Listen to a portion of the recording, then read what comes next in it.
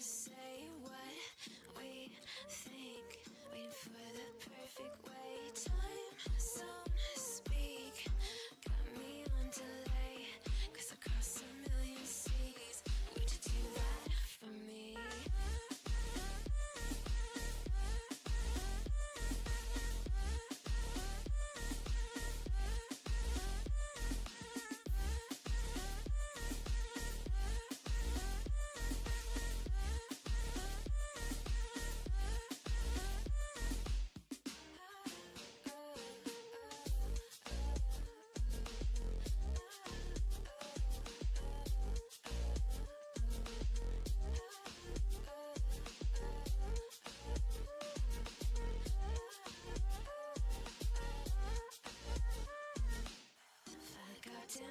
Times, and I'd run all the red lights across a million seas just to have you next to me.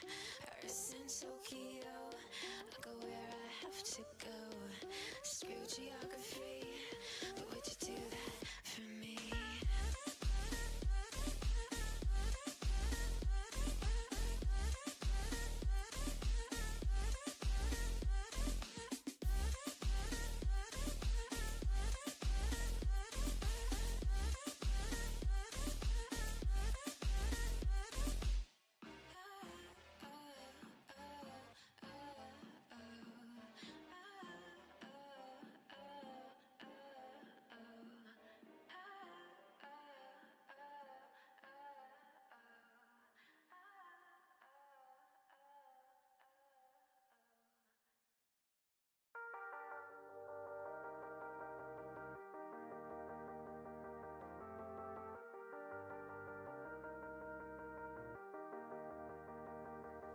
Sometimes when you're here, I can't feel no doubt, 'cause you keep me where the stars are bound.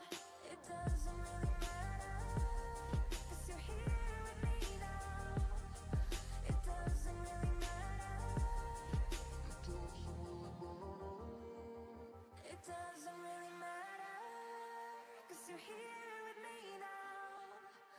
It doesn't really matter, 'cause I feel so free now.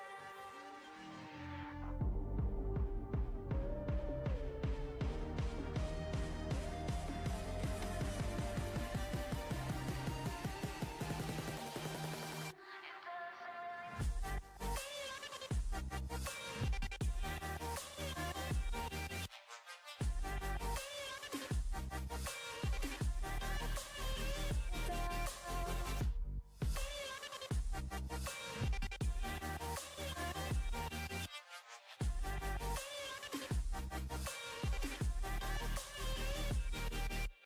I wonder, will we be around to see forever on the solar cloud? Sometimes when you're here, I can't feel no doubt, 'cause you keep me where the stars are bound.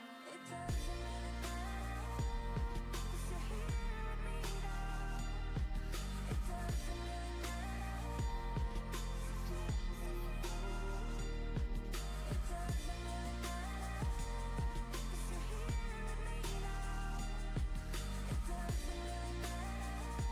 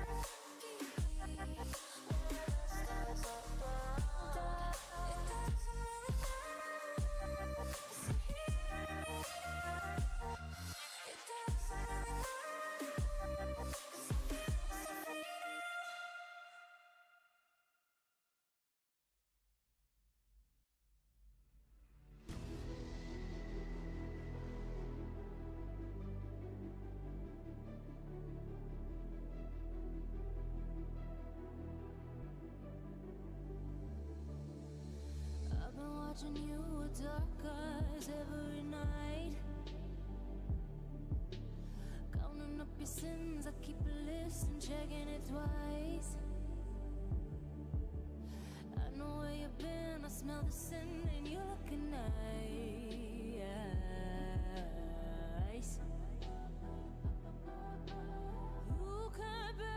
You can't bury me. You don't love a night. I'm still broken in the gutter. It's just me on my side. But I leave you with the shudder.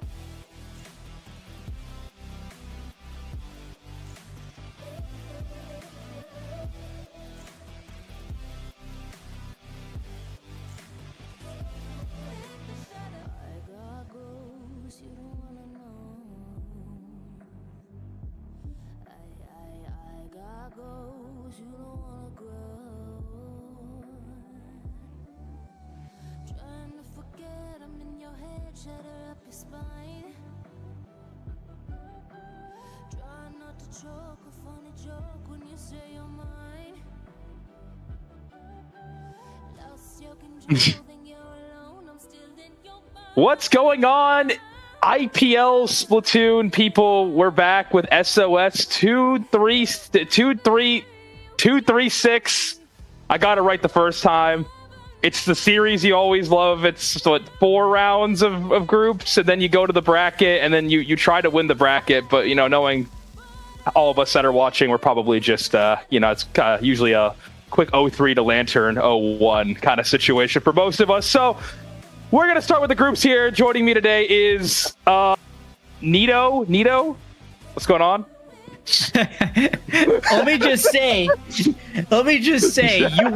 it took you a while. Third time's the charm. If you kids want an example of third time being the charm, well, there it is for you. Yoshi eventually got 236 correctly. Oh, come on. I mean, I've got to give credit where credit's due. You got the number right. No, I blame it. My coffee machine's broken. I can't get to my coffee. It's like, I don't know. I think, I blame Keurig as a brand. They're failing me right now. I bought a coffee machine for them from Target for the great price of $60 a year ago to save money on pods to have an espresso machine earlier. And now I can't make my freaking coffee, man. What am I supposed to do? What am I supposed to do? Buy another coffee machine. No, I don't want to buy another coffee. It's $50. But you clearly showed us that the third time is the charm. So I'm saying buy 2 more coffee machines. I tried the coffee machine 4 times and it's not working. Well, then buy 5 more so you eventually get to 6. I don't want to get to 6 because I need to get to 7 first. 6, 7. Let's get into this tournament here. That's not how numbers work. Soyjak, Squidz versus Ink Different. I think some people back at home might know some of these names. I do know most of the names for Ink Different. Do you know any of the people here, Nito? Well, what I can tell you from Soyjak Squidz, and actually I will eventually get back to the players themselves, but I will tell you something about Soyjak Squidz. There was a span between Swimmer Sync 210 and 220 in which they played 7 of those, and I wanted to go ahead and commend them for that sort of consistency, because anytime you show up and say, we're going to play SOS, we're going to show up every Wednesday at about 7 Central, 8 Eastern, 6 Pacific time if you're a weirdo, 5 Pacific time if you're a weirdo, to play this game. Soyjak Squidz has shown up. They know what they're expecting, basically. Yeah, I've showed up a lot for this tournament as well. The only difference I think between Soyjak Squidz and me is that I've never won anything in this tournament. Let's go to map 1 here. We have the map that has ramen in the middle of it. We do see some weapons on one side. We see weapons on the other side. I didn't see the weapons of the first team, to be honest with you. Now you can see them and the abilities that the players are running. A little bit of LDE and some comeback on the side of Ink Different, and Soyjak Squidz running a meta-adjacent comp here, as we do see the opening interaction going on. We do see slightly a kill going on the side of Soyjak Squidz. We do see an early kill on that drop area. We see Audimal now getting taken out, unfortunately, by the pencil. And Soyjak Squidz kind of in the driver's seat right now, sort of thwarting these attacks that are coming in from Ink Different. Not only that, Ink Different has kept them so staggered. It's almost like they're throwing one person into the zone every once in a while going, this will work, this will work, this will work. Unfortunately, you're going up against Soyjak Squidz. They know exactly what to do if you send one or two players towards the zone. But now they've got more than one player heading towards the zone, and this seems to be working out better for you. And again, that's 3 players heading towards that zone. Third time's a charm, 3 players is a charm. Thank you. Please hire me as your team's coach.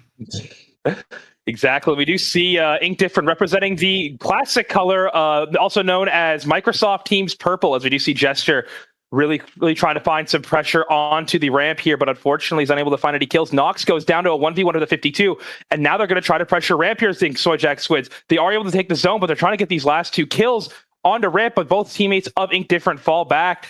And what seemed to be the start of a very long hold for Ink Different quickly flips in favor of Soyjak Squidz. And part of it is because Soyjak Squidz has so much to work with retakes. All you need to do is, and this is a pattern you've seen a lot in competitive Splatoon, I'm sure, just let the pencil paint up, sit back, get some cooler, get some specials. Everyone else on your side is more than capable of sending themselves forward. So now I think Different has recapped the zone. Once more, they're going to at least tack on some penalty points for Soyjak Squidz, but I almost expect them to find some sort of momentum. They've already found momentum. They've got 3 players down. What will this reslider do? Not much is the answer, because it gets shut down very quickly. Exactly. Just unfortunate, really, not able to get sort of a quick hold going for Ink Different. They're able to take the zone, but not a lot more after that, as we do see a flank coming on the side of Ink Different. I'm not sure if the Soyjak Squidz seem to be aware of it right now, as they are still there and trying to find it, but now they turn around for it, and Omega is going to try to find the kill, but is unable to. And Audible does go down to the pencil, unfortunately, and 52 does find the backline of Gesture, as we now see the 52 trying to get one more kill, and Nox is unfortunately unable to do so. They're all back here in this drop area on the right side of the map. Shark Beret is able to move forward and get a trade in before they die. And now they get the kill on the 52. Everything is sort of falling apart for Soyjak Squidz. And now they're going to try to get one more on the ramp, but unfortunately unable to do so. It seems like every time they get too close to taking the zone here and holding it, they just sort of fall apart at the very end. Well, the coolest thing about retakes and taking zone is it's like building a bridge. Congrats, you got the zone, you got something connecting one end of the bridge to another. Now you need the foundation. With Ink Different, you don't have that foundation element. It just seems like you're putting one long plank from one side to the other and hoping it just sits there. Kind of seeing that from Ink Different, because you're seeing players just kind of bounce around, move around. Doesn't feel like anything's coordinated. It doesn't feel like anything's moving smoothly. And with Soyjak Squidz, you get the exact opposite. But so far, Ink Different's actually been holding their own. So maybe they have time to prove me wrong. We have 1:29 to go, so they have lots of time to do so. Exactly. A lot of time to do so, as we do see the Booyah Bomb coming out on the side of Soyjak Squidz, as they are going to try another one of the retake attempts. They've gotten all of them to go through very quickly, and all of a sudden, again, Ink Different giving up the zone so quickly, and a splashdown coming on the ramp. Are they able to find the trade there? Audible does go down for the trade with the blaster. The flank coming from Nox is dispatched quickly, and now Gesture is all alone on ramp. They're going to try to keep contesting the zone, but are unable to do so. Every time Ink Different gets the zone, it just seems that they keep falling apart to Soyjak Squidz. And Soyjak Squidz are still sitting pretty, actually probably more so than before. Look at how far they've gone up into opposing territory. This reslider is going to come in, but there's not much to get out of it. Ink Different, again, just throwing things towards the wall and hoping it sticks. It's not much you can do when your strategy is just that, especially when Shark Beret tries to make a flank, but it's just too late. Soyjak Squidz takes game 1. Yeah, decisive game 1. It's definitely not out of the hands of Ink Different to come back here and win the next 2 games, but they're going to have to find a way to hold the objective a lot more and create more map control around the map. But they're able to do those couple things. It'll be quite neato. You get that, neato? You could laugh. I still don't know who Neato is. How do you say your name then? You could have corrected me the 7 times I've said it. You haven't corrected me yet. No. You're right in the way you pronounce Neato. I just don't know who Neato is. So is it not your name? What? I think I don't know. I've been asking people who Neato is, and one person in chat said me, but I'm not. I have no way of verifying that. No. Or something near you can just quickly check to confirm. Do you? Yes. Whatever that was. Check that. Clam Blitz, Museum d'Alfonzino coming up next on this map. Sorry, not this map. Or I guess the list of maps that are coming up for us. So Soyjak Squid's already up 1 against Ink Different, but I keep seeing. Okay, it's actually Umami Ruins. Why are you lying to us? Why are you lying? Why are you lying? I'm not lying to people. If I wanted you to, are. You are. Wanted, you won't tell me your name. You won't. What am I supposed to do? You're supposed to tell the audience that it's actually Umami Ruins Clam Blitz that we're going to next map. You said it was Museum Clams though. It's a common error that people make. Sometimes you confuse Museum for Umami because there's a lot more M. There's the same amount of M's in the first word of Umami Ruins as there is in Museum. By the way, I just got that out of my head, so don't fact check me on that. Just know that I'm always correct. Well, I'm a little sad, but we could get into this map here. Don't be sad, be happy. That they're running the same comp on one side. And there's not a lot different with the other, but the zinc comes out rather than the vanilla kit of the mini Splatling. As they start the fight in middle, we do see both teams try to play both sides of the map, which is fairly common at the start. And Shark Beret is unable to find one on the left, and one goes down on the side of Ink Different. And 2 go down, one on the left side. It's going to be a wipe for Soyjak Squid. See, there's nothing to be sad about. We're seeing all the action coming in within the first 30 seconds of the game. Soyjak Squidz has already cracked this basket wide open. They've got a few clams to follow up with, but most importantly, they have everyone all the way up. They've already set up their tactic cooler. They're probably going to set up a couch, a TV, a whole living room just to make themselves comfortable. Eventually, this basket, it almost seems like this basket is bound to close soon, but they still have these numbers advantages. They still have numbers that they can back themselves into if they need to, even though Ink Different starting to mount some sort of resistance. But Soyjak Squid still setting themselves up for success very early on. Yeah, they are. As we do. How are you still crying? Still pushing. You never said sorry. They're still pushing forward, and they do push to the splashdown on. They're gonna get a couple kills on basket. It's just knocks, but they do have a weapon that does push the other enemy back and hold space, but they're unable to do so. But they create just enough time for their team to come back. Unfortunately, Beret is dealt with quickly. And now they're trying to pressure the ramp, but they're unable to do so. They'll get a couple more clams in before forfeiting the push and having to go back, and the 52 plays Raze in order to keep the space. As I sit here and wonder how I can get my co-caster to clam up in one of what appears to be IPL's most depressing commentary block in 2026, Ink Different starting to make themselves known for a first. It almost seems like for the first time in this matchup, but what a way to do it! I mean, Jester has a great setup here, especially with where everyone else on Soyjak Squidz is currently placed. You already got one pick on Soyjak Squidz on the blaster there, but I can see this being an excellent matchup for him until they go down. Now it's Soyjak Squidz back in the driver's seat. They've already got 2 players down. This is more or less what we've seen. For the rest of this matchup, they're able to crack open the basket, but they likely won't have the follow-up, at least for the time being. What? This pencil's going to make sure they can get themselves right near the basket, and they do. Few more to go. Only 6 more power clams for Soyjak Squidz. If my math is correct, that's 18. That'll be more than enough to get the KO, but not right now as the penalty points come in. That is right. It was around 6 or 7 clams. Okay. But unfortunately, they're unable to get all of them together. And we do see sounds like someone I know. Different is going to be able to find a way to find some space on the right side. It's a 2v3 situation, so all ample time for them to get through, but they're unable to do so as the pencil does find a kill. And Jester now going to hold mid, going to wait for a regroup here, and the soda to come through so they can actually push through mid. Unfortunately, Shark Parade does die early, but that should find somebody to splashdown. Unfortunately, just barely misses on the left side here, and now Jester is running out of options in order to keep pushing forward. Shark Parade jumps back to keep the ball safe and is trading with the 52. Unfortunately, unable to find the kill, but they find 2. So here's a chance for Ink Different to come back here. They are going to stall for time on the left side with the splashdown here, and now they're a little bit confused on where to go, unable to find space anywhere on the map. Unfortunately, the shield's just too It's just too delayed. And Gesture is able to dispatch the members of the team that are trying to flank through the right side. It's an equal situation here, but now Shark Beret is going to try to find a kill on right. The whole team finds one right, and now they're in a plus situation here, a +1 situation. But unfortunately, unable to convert. They're not going to be able to push through here unless the pencil is dealt with. Is the pencil going to be dealt with? No, they're not. And I think this is going to be the last push here for Ink Different.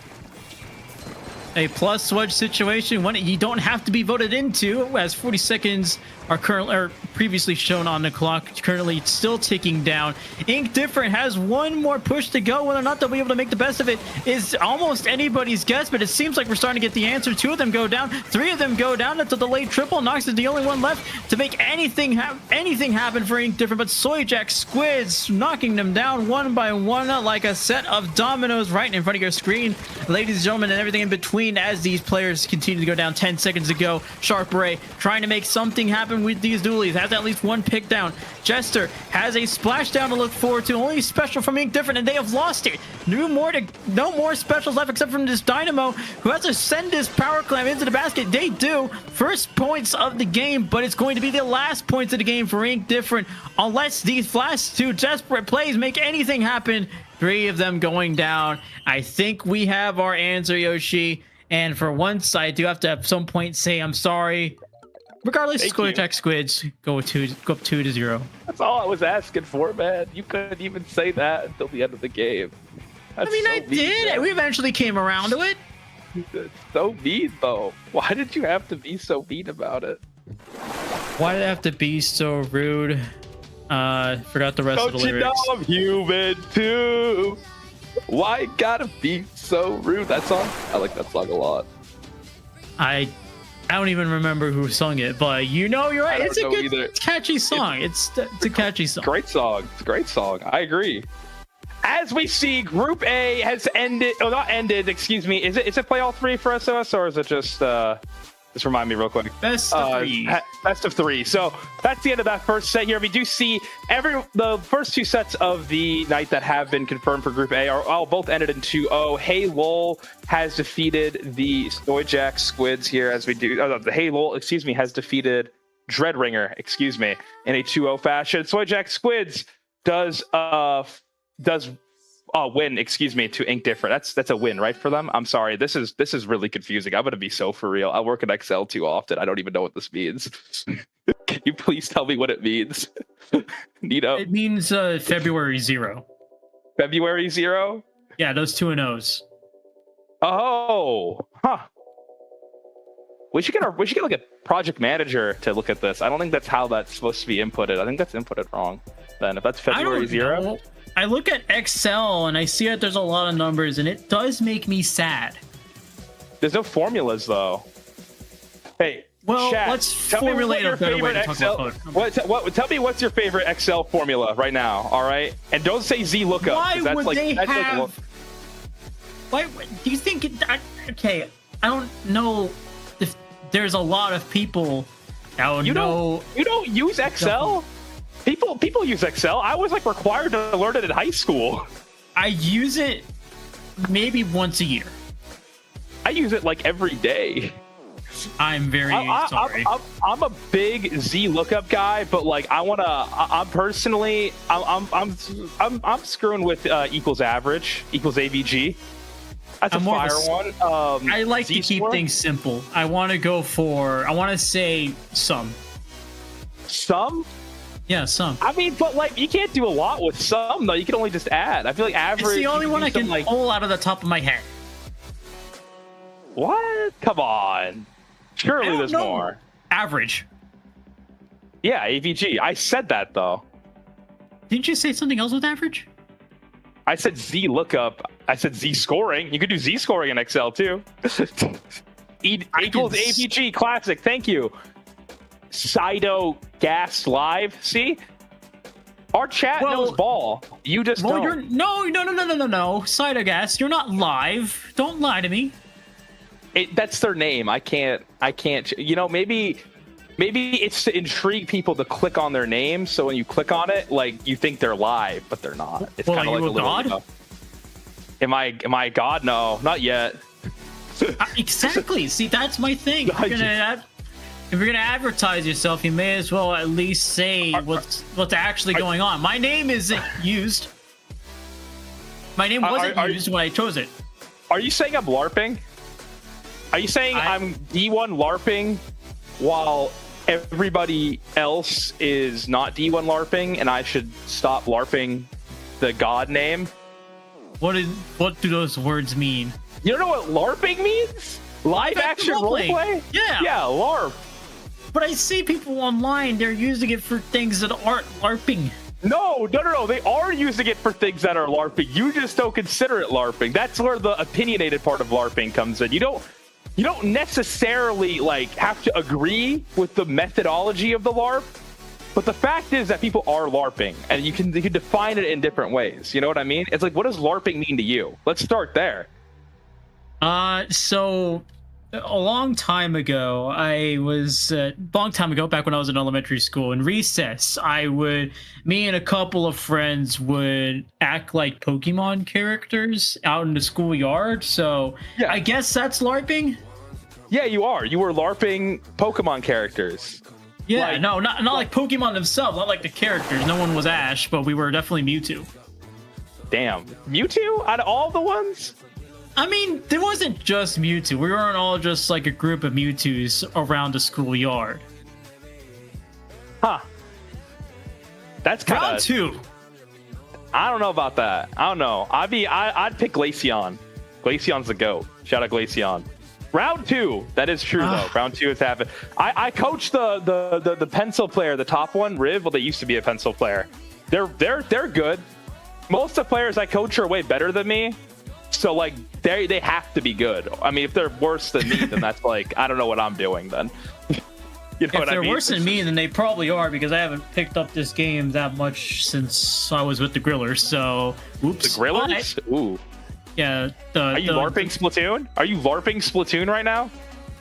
Ooh. I've been here since Splatoon 1. My co-commentator is LARPing. My co-commentator is LARPing. The LARP god. The LARP person. LARP. LARP. You're saying it like you're a seal now, but plus 3 degrees, lots of weaponry on their side. Bull Sharks, Bull Sharks is adjacent to Bull Squidz, which makes sense because some of their players are on this roster. Bull Squidz being the University of South Florida team, but there are other collegiate Splatoon players. So we're getting like collegiate Splatoon hodgepodge on Bull Sharks, but when you're looking at plus 3 degrees, it's going to be a lot to handle for the Bull Sharks. But this is a team that has shown themselves to be quite competitive within these open tournaments. So I still want to see what they bring to the table. That's what I say. Go Bulls, go UCF Bulls. We love them out in South Florida. Shout out the American Conference as well. But I think they play out of the American still. I actually don't remember. But what's the other college you were saying? The other college are from this team? Yeah, from this team. You said a hodgepodge. What's the other college? Oh wow, it was a terrible time to be on. I wouldn't say there's other. Okay, so that's what I was getting wrong. It was actually still USF, but it's mainly like other USF. For a while there, that they were different teams. I've been lying to you again. Go Bulls! Go Bulls! USF is going to be a good team in collegiate football. Mark my words. Mark my words. They come back this year. Well, we can all say things on the internet. Look at that. Riv is playing ballpoint. Wow, that's new. I actually didn't know they played ballpoint. And then comeback on the Dread.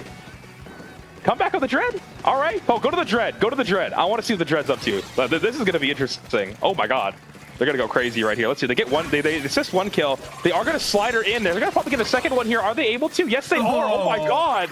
The Dreadrigger with the comeback. I think this might be this might be player of the tournament right here. I've never seen the confidence run comeback on this weapon before.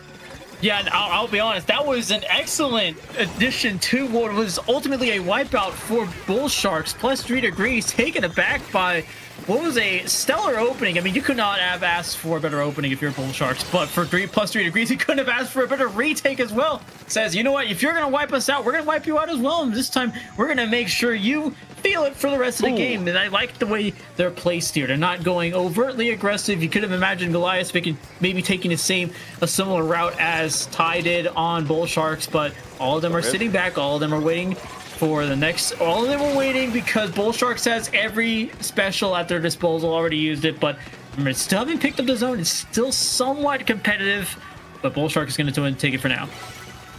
Yeah, Bull Sharks definitely had a strong opening there. It's kind of back and forth right now. You know, 32 points separate these two teams, obviously.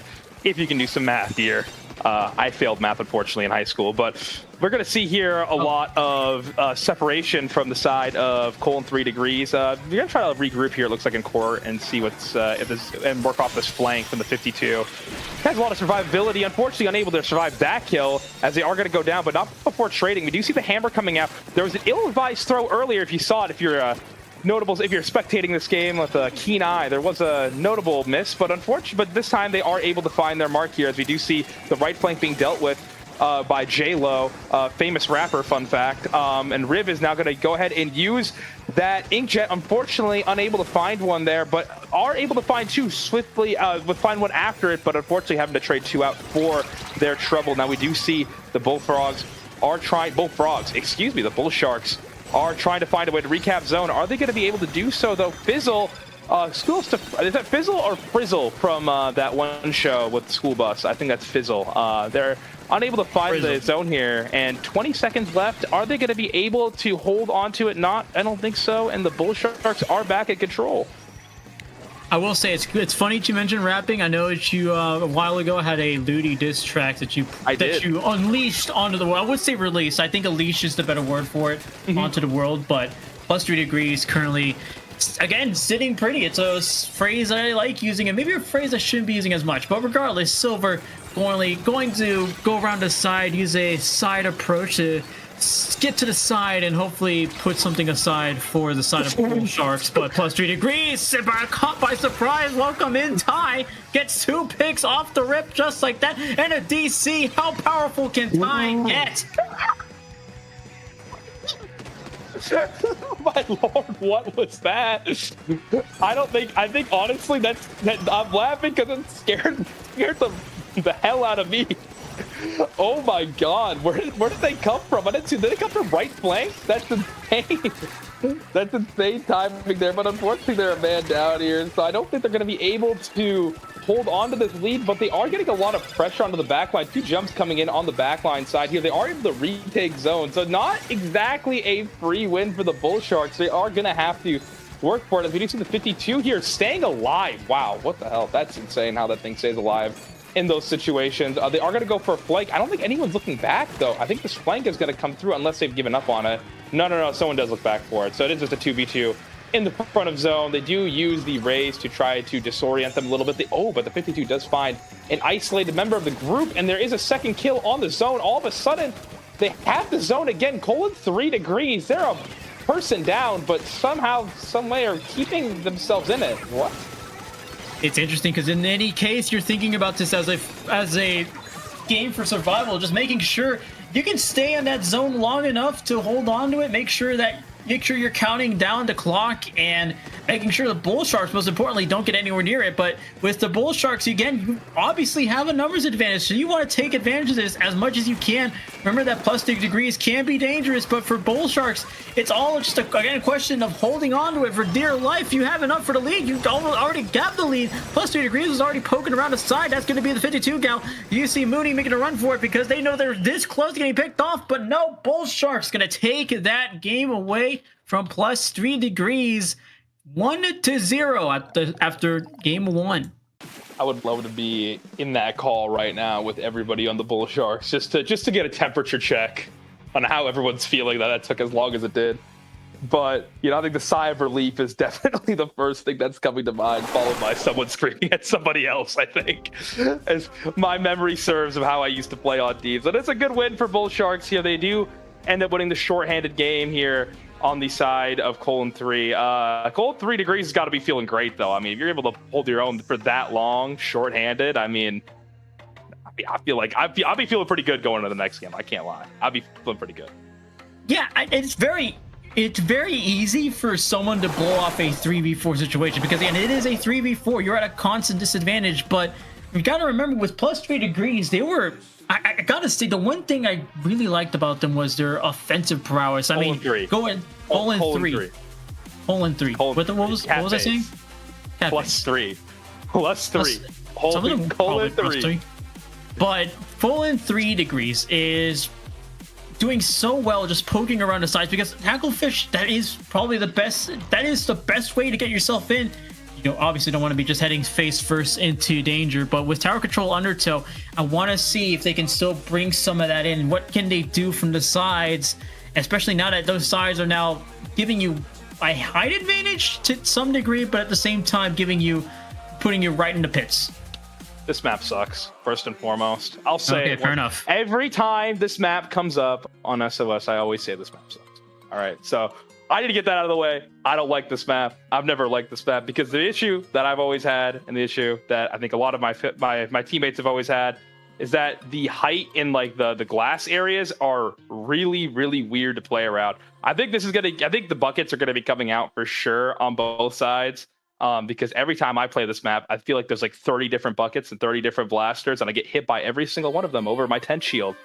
But, you know, unfortunately, you know, some call it a skill issue. I say I'm the best player in the game, so I don't, maybe it's a map issue. I blame the map, obviously. Everyone knows that. Blame the map, not yourself. But yeah, definitely the buckets and the height advantage is going to play a key role into this. But, you know, again, blame the map. Don't blame yourself. D2 opinion, by the way. D2 opinion, by the way. D2 opinion. Competitive Splatoon advice to come, and more competitive Splatoon advice to come in later as we head towards Game 2 tower control on Undertow Spillway, Underfish Rainmaker Spillway, which is a name that I just jumbled up a bunch of words together. Today has been a long day. I told myself I was going to turn left in an intersection and ended up turning right. At least I did so safely. Ow. What? Wait, hold on. Pause. What? You can't pause an online game. Yes, I can. You drove into an intersection in the wrong direction? What? No, you could go right at the intersection. You can't just go left. It's not like I'm driving the wrong way. Did you drive on the wrong side of the road?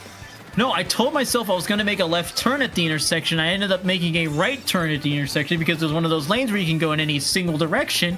But then I ended up going in one direction instead of the other. One direction? Ah! That's a good reference right there. That's a good reference. Bullet 3 is getting so many kills. They're covering so much ground, and they're at the last checkpoint, folks. We see Riv here looking around, trying to find somebody to shoot at, and they do find the pencil to shoot at. Unfortunately, they shoot them a little bit more first, and the stamp is unfortunately just a little too short. Story of my life as we end up being at the 12-point mark. We do see the last kill being dispatched on the flank. And now the Bull Sharks, the USF Bulls, are going to start charging in. Which I'm sure is their slogan. I'm not sure. I haven't looked too deep into South Florida. I'll look it up. Don't worry. Keep going. I'll look it up. As we continue with the matchup, Bull Sharks at least had some saving grace in that first push from colon 3 degrees, in that they were able to hold back Silver even for a short amount of time. And Silver has played a key role in the colon 3 degrees offense, as we see a wipeout come out from them.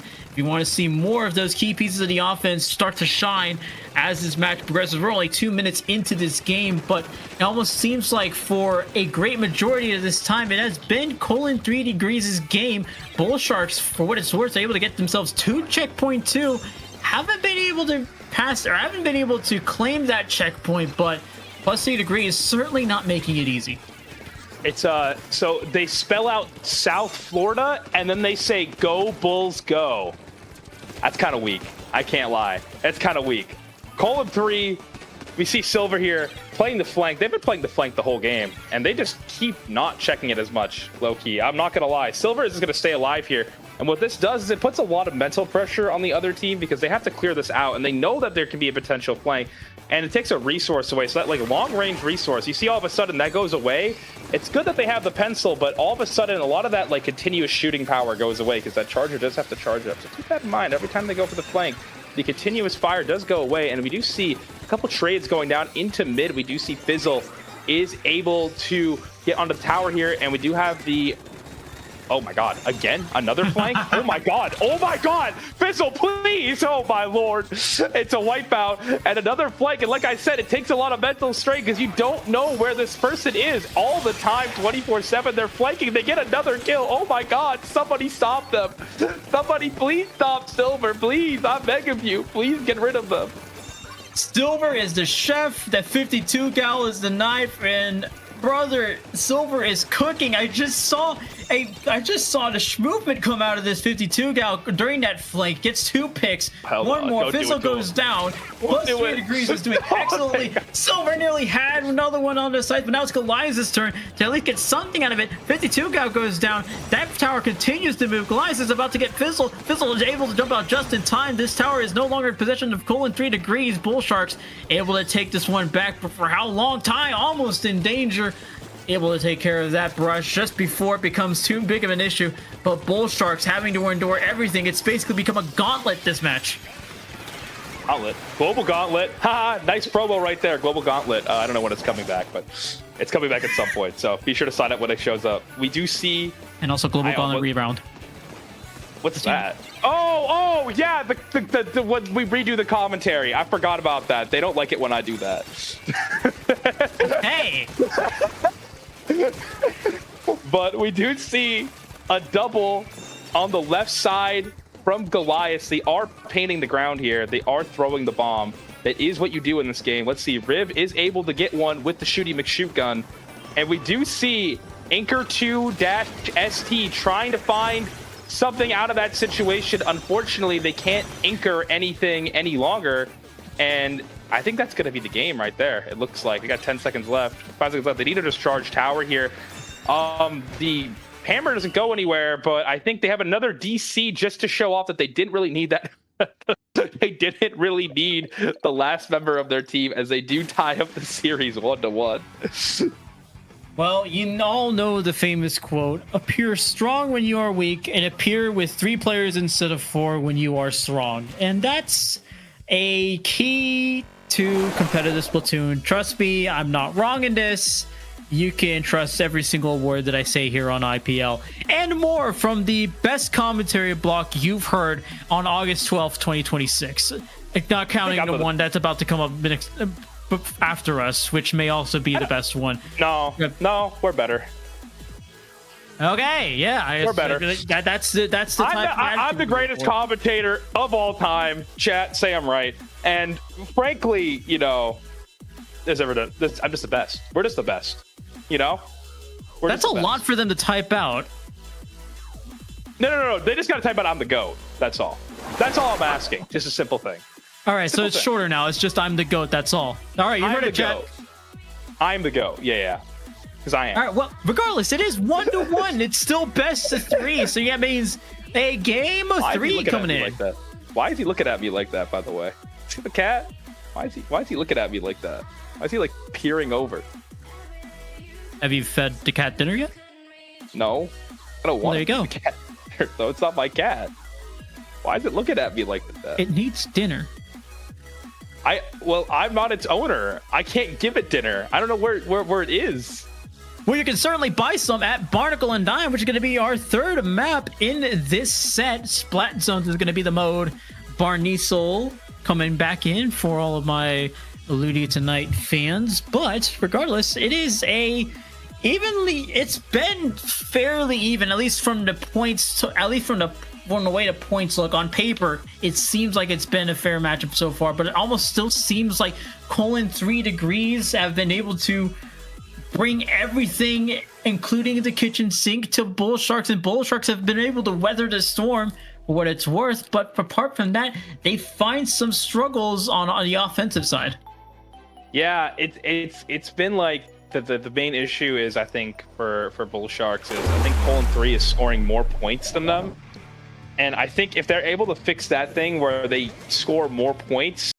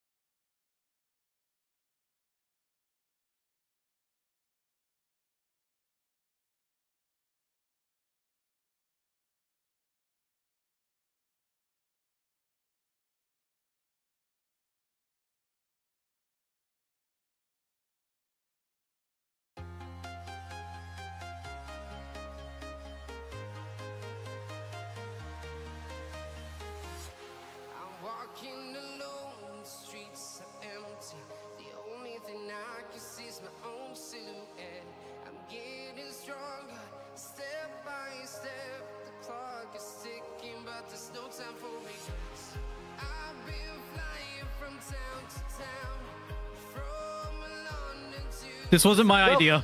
Welcome back to SOS 236. I'm commentating with Nito. Sadly. My name is Yoshi God. Hello. You used to call me on my cell phone. I love that song. I love that song. The song is great. Oh my god. And more from the IPL karaoke hour. It's awesome. It's awesome. It's great. It's great.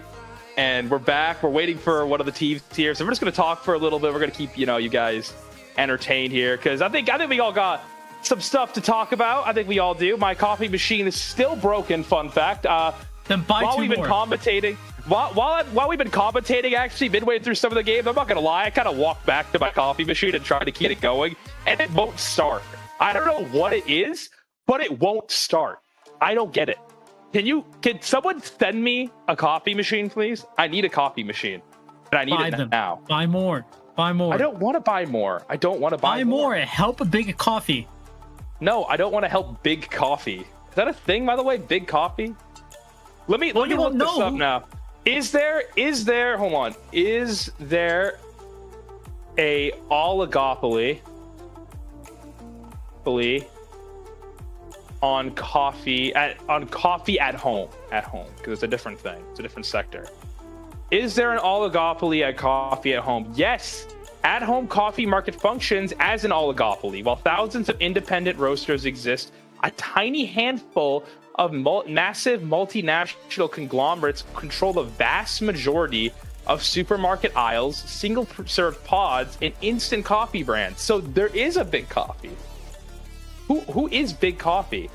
Who is Big Coffee? Who is Big Coffee? We need to know.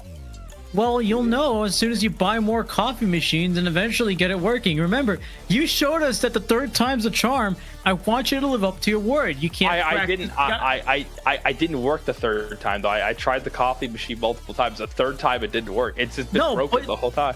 But at the beginning of our block, whenever you were saying this what numbers of SOS we were in, it took you 3 times until you were able to actually get it right. Yeah, SOS 236. Yeah, when I said that, because I struggle to read, man. All right, I've been the best reader most of my life. It takes me a second to read the numbers. How many fingers am I holding up? I don't know. You don't have your face cam on. Why are you being so mean to me?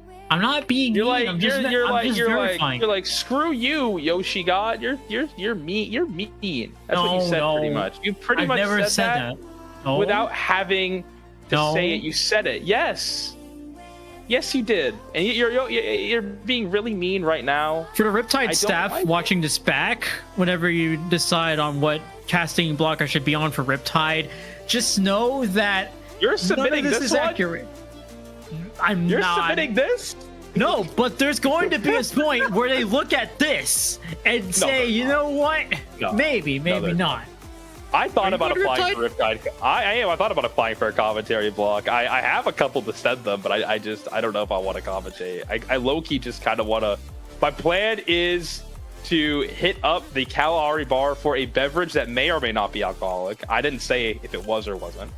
And I'm going to go and I'm going to follow my friend Zach, who runs BreakZach's Bank.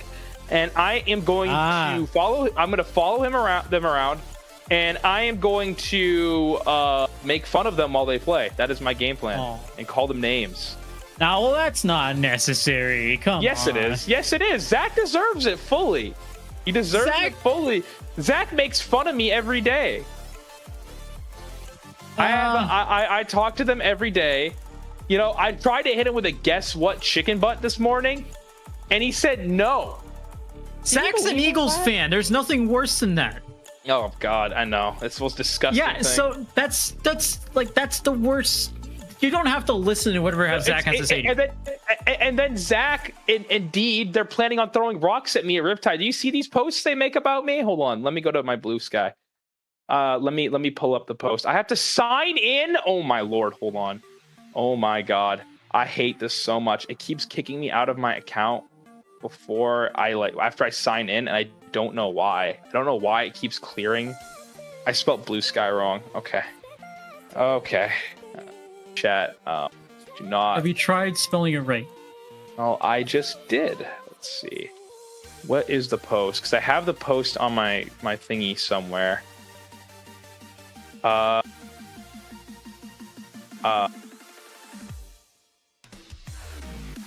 on.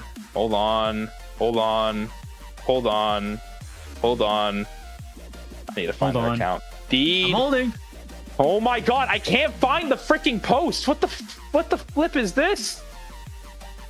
I'm glad you. No, I don't want to see SS Nolan's face. Oh my god, let me get to this freaking post. Oh my god, I'm crashing out. I posted it for you. Oh my god, you posted it for me, dude. Thank you. See, this is why the production team at SOS is so nice to me and why I keep coming back. Okay. Reply quote reply to this post to be put on the official, and then in quotations, throw rocks at Yoshi God Riptide list. Here, let's go do some of the names. Zach, Storm, Zach on Blue Sky. You already know. Arcade, I won't be at Riptide this year, but consider me there in spirit to throw rocks at Yoshi, of course. Oven Goats quotes Kylian Mbappe. I will be there no matter what. Hax says I'm in. Optical Drop says, oh, I would love to. Almojo says, I will be there no matter what. Once again, quoting Kylian Mbappe. Jumpy says, not going, but I would love to throw some rocks. Evergreen says, tell me where to aim. They're going to hit specific body parts. Surely, no. They didn't say they're going to hit. There's more. Hold on. There's more. Shirley says, give me a time and place.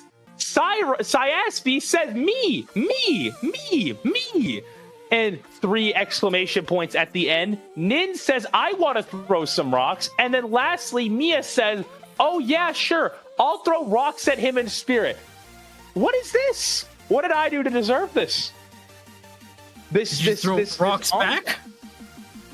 There's like 7 of them. You're not signing up. Will IBM.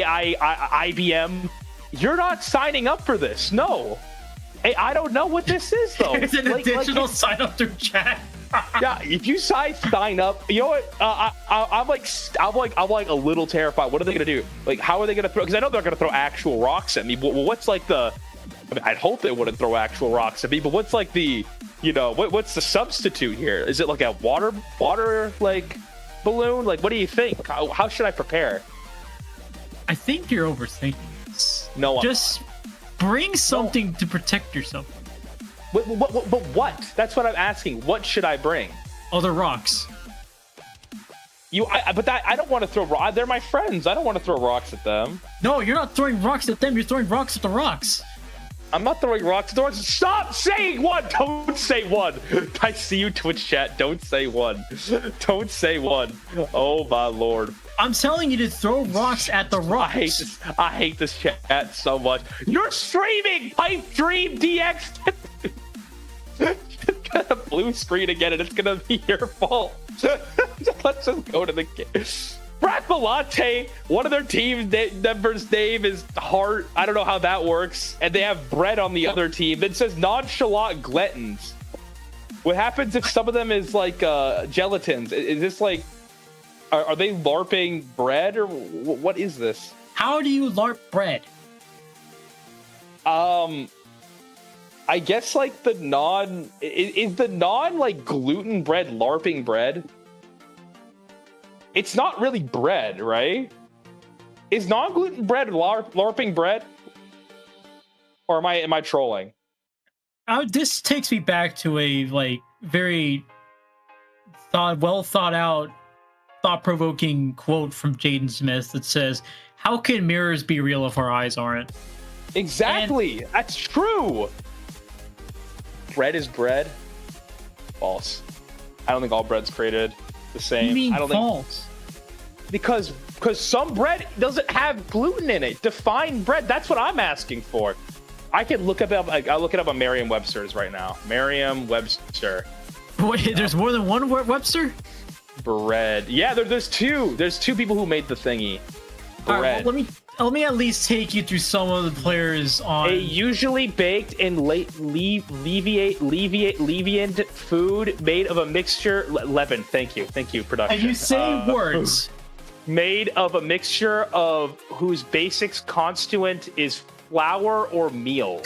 What does that mean? It means you're gonna lose $20 if someone posts that GIF again. No, I'm already gonna lose $20. I've already put I should put a bounty on a team, to be honest, at this point, so I could try to make just to lose more money at this point. Oh my god! All right, look at these guys. Two teams. They play Splatoon, folks. These two groups of people, they play the game. They played it for a period of time for sure. Dang right. And they're gonna play this game on ship shape, on zones. Ooh, how we feeling about that? Well, if we're gonna continue our streak of undying honesty, I think ship shape is not an excellent map to play. I don't think so either. I agree. I will tell you. Yeah? Yeah? No, you go ahead. You were striking first. I interrupted you. I apologize, actually. Did you say I was second first? No, I said you're first. Oh my god. Wait, poll ended? Do you want to throw rock that Yoshi got? Who is running these polls? I mean, Polish people. Do I report poll? Yes or no? No, you can't report the Polish. Do I get IPL taken down? I'm kidding. I'm not going to do that. Do not report the poll. Do not report the poll. Report the German instead. I have three. Wait, hold on. I have 3,200 channel points. Who should we bet on? We? I mean, I'll bet whatever you're betting. I would put a few on the Texas Rangers. Okay, I'm gonna put 3,200 on Texas Rangers. There's not Texas Rangers. It's the Which one? Which team? Texas Rangers. None of these are the Rangers, and the Rangers are gonna be out of the playoffs because my Detroit Tigers are taking that spot. Now, tell me who to bet on. I mean, the Rangers are what? They're at 500. I'm sure to get a few more wins, I'll be fine. I'm betting on Frappelatte. 3,200. I can't bet a negative amount. I know. What the hell? It's not letting me gamble. What? 32? What? Wait, no, there you go. 3,200. Vote. Okay. We put in the bet. Frappelatte, 32. Invincible. Report the rocks. Holy throw. Okay, thank you. But no, the Rangers they're in the wild card spot. They're in the wild card spot right now. I can tell you. They are. And they are, but the Tigers are a game out, so it's like. The thing is, we only need like 2 more wins, and we need the Astros to start losing a little bit more just so we can take that AOS spot. So that's all that matters. I mean, that's the same thing with the Tigers. We're 2 games out of the AL. No one, if anyone here watches baseball, the American League sucks. That's essentially what we're getting at here. It's the Tampa Bay Rays and everybody else. Exactly. Who bet 1 point on the Jet? Really, 1 point? Holy shoot! There's 53K on Frappelatte. What the hell? What? There's 53,000 channel points on Frappelatte right now. What? Can someone inform the team that's what's happening? Can someone let them know? Jesus Christ. Oh, IPL took away my permission to talk to teams. Oh no. No. Who took away my permissions? Did you take it away, Justin? It was me. Production. Who took it away? I just said it was me. It was you? Why would you do that? How could you do that? 53K points down the drain, says Caden Soul. That's crazy. I got bored. Unfort. Bro, I got 147K channel points. So then put your money where your mouth is if it's pocket change. Oh, did it close? What? No, it closed. What? I just want to say it's very ironic that there's a player named Caden on Frappelatte. And so for a second, my mind combined that fact with the fact that there is a Caden Soul on the chat. Caden, are you in stream? You have to click off of this when the game starts. You can't. No, it's not the same Caden. It's not the same Caden. It's not the same Caden? Oh, it's not. No. It's a different one. I was going to say, they have to click off it. You can't watch anyone at home. You cannot watch the stream, no matter how entertaining we both are, while you're playing, because that is ghosting, and you will get banned. Fat Pichu! Fat Pichu, we got 96 double shooter comp on one side. Oh my god, another Garmin roller. Jesus Christ, Fat Pichu is playing Garmin roller. Fat Pichu! Fat Pichu. They have the burst bomb. That's the Trizuka. Go to Fat Pichu. Watch him get a triple here. This is like a Bam. This is like Bam's 83 that's about to happen. They already have one assist. Okay, never mind. Never mind. We do see Gated on the wall. Are they gonna find the person in front of that wall? No. I mean, That's tough. Yeah, go for it. more commentary. More commentary? Oh, I got you. Okay. So, Kaden, Sure. they got the Zuka, and they're shooting the Zuka right side. There come the strikes. Boom, boom, boom. That's 3 of them. And Kaden jumps over quite accurately over the Dread thing, but the Fat Pichu is able to get a kill there, and they get the second kill there. They need one more kill to get all the kills, but the Zap is kind of in a spot where they can't kill the kill. And now they got a pre-fire of the big thing going into the spawn. Am I doing good? I think you're doing great. I mean, excellently so far. That is a lot of people in one hallway. You'd think this school was hosting a tornado drill, but it's not. It's just a game of competitive Splatoon. As Cage makes a quick jump out of this court area. Moving on to Kamek. Kamek on the side. Oh, give me a second. Nonchalant Gelatins. Nonchalant Gelatins. Wait. As they get a 3, triple down. Three players down. 3 players are down. Words are hard. There's 3 players down. And there's the scoreboard, folks. For those who didn't know, it is 0-0.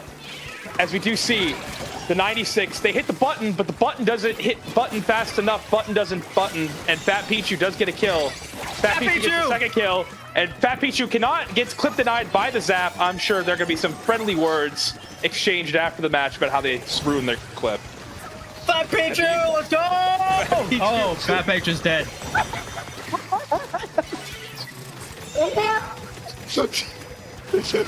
I like anybody named Fat Pichu. That's the timing, though. The timing. It doesn't matter. I still believe in Fat Pichu. Oh my god. Fat Pichu, unfortunately, is unable to live the jump, but they are aiding in the quest to take the zone. They are unfortunately still alive, actually, in the back of zone. Do they get the kill on the jump? They do. They're all taken out. Fat Pichu's dead again. Oh no. Frappelatte, come on, lock in. I have 3.7k channel points. Please lock in.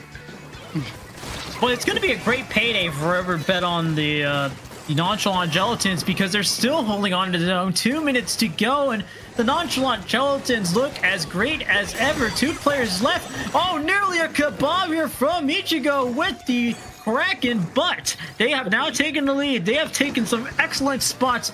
Nonchalant Gelatins have everything to look forward to as the points tick down faster and faster, it seems, on the side of Frappelatte. But for Nonchalant Gelatins, come on, Frappelatte, lock in! Lock in! Come on! Much to Yoshi's chagrin, Nonchalant Gelatins take a game of 1 against Frappelatte. You can hear the money going down the drain. The channel points. Nintendo, if you're watching, it's channel points. But, oh my god. Come on, Frappelatte. Lock in, please. I need this. Please, Frappelatte. I need this. The IPL does not endorse gambling in any way. No, we don't. We do not endorse it. As we do see Fat Pichu, they got that kill. I need to see more Fat Pichu kills. I need to see more carbon moments. Betting against Dan Jelly, absolute idiot. Okay. All right. My fault, chat, I guess. I bet on the wrong team. What do you think? You think the Frappelatte has a chance to come back? Please. I mean, that. I believe in anybody who has a team player named Fat Pichu. I do too. Fat Pichu. I go now. I know it's not the same Pikachu, but I think about the Fat Pikachu Pokemon card whenever I see Fat Pichu, and then I think about, and then that image of Fat Pikachu gets in my head, and I'm like, he's around. Because look at the Pikachu Pichu card. He's round. He's rotund. He's a circle. He's a rotunda? Oh, just rotund. Circle. Rotund? Rotund. Rotund. Rotund's a fun word. Wait, Pubert? That's a bow player I played with in the chat. Why are you here? Go away. I'm kidding. I'm kidding. I'm kidding. You can stay. You can stay. I'm trolling. I'm trolling. I'm trolling. Okay. Lock in. Come on. Lock in. Same comp. I like the confidence. Lock in. Lock in. You take us away at the start. Lock in. Come on, Frappelatte. Lock in.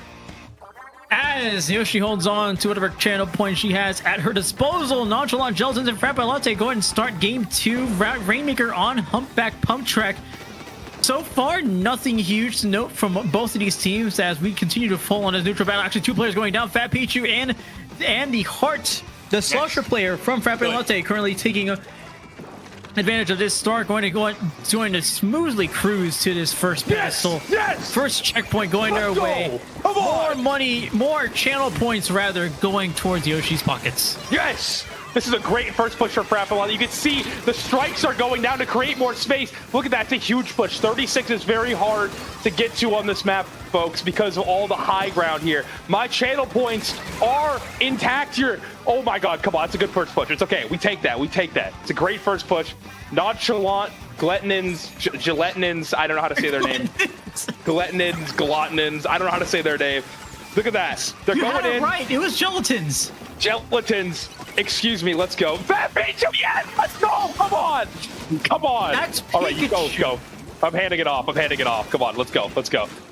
Look at that guy, he's so round. I love this guy. He's a Pokeball. This guy's Pokeball shaped as Nonchalant Gelatins continues to find himself in the middle of trades.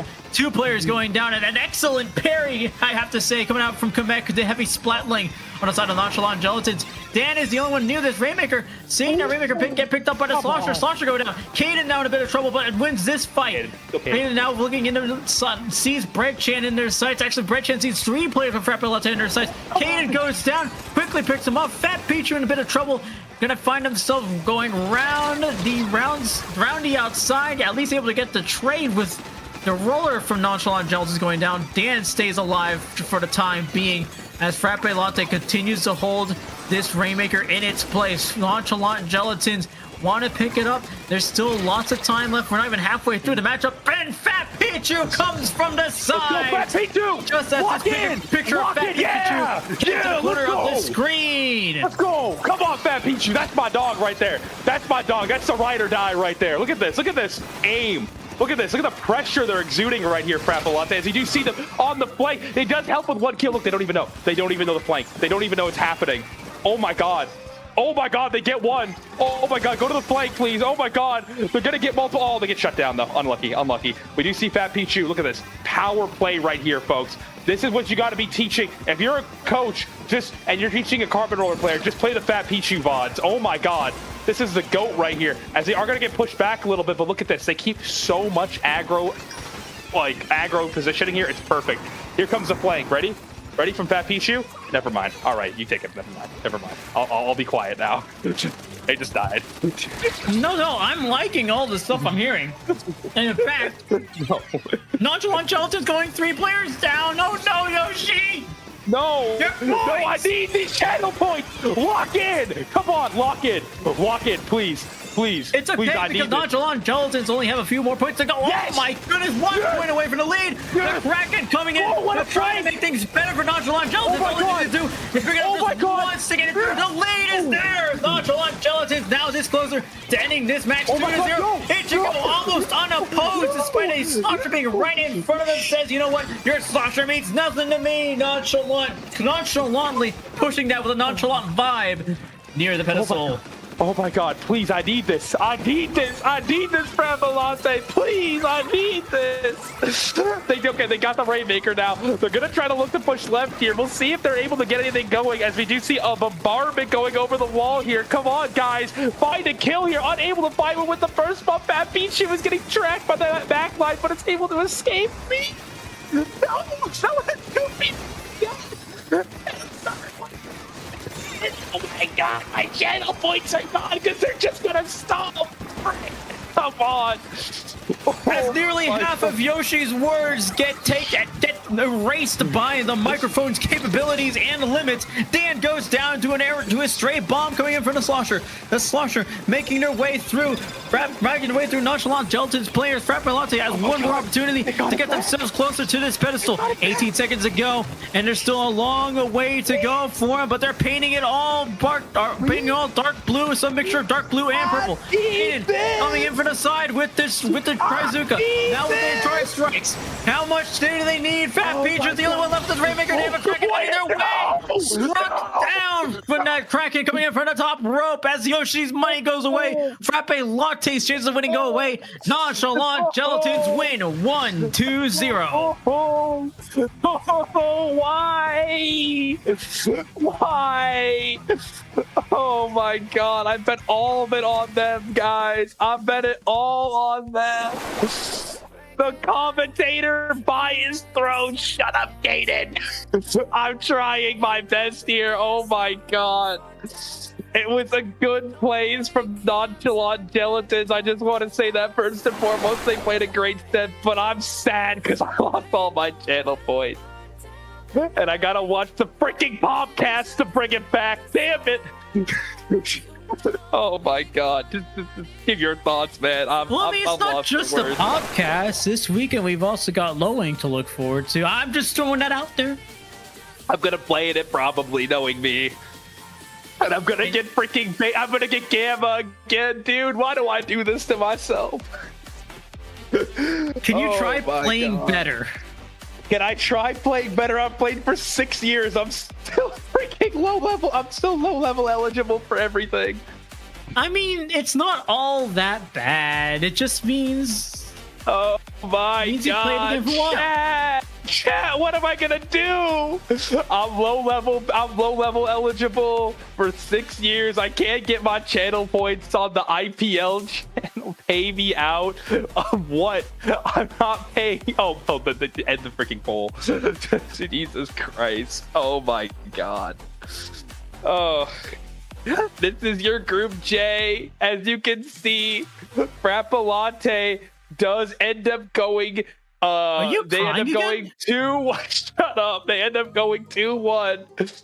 And we see the Nonchalant Gelatins, excuse me, where are they? They end up going 3-0. They go to Great White.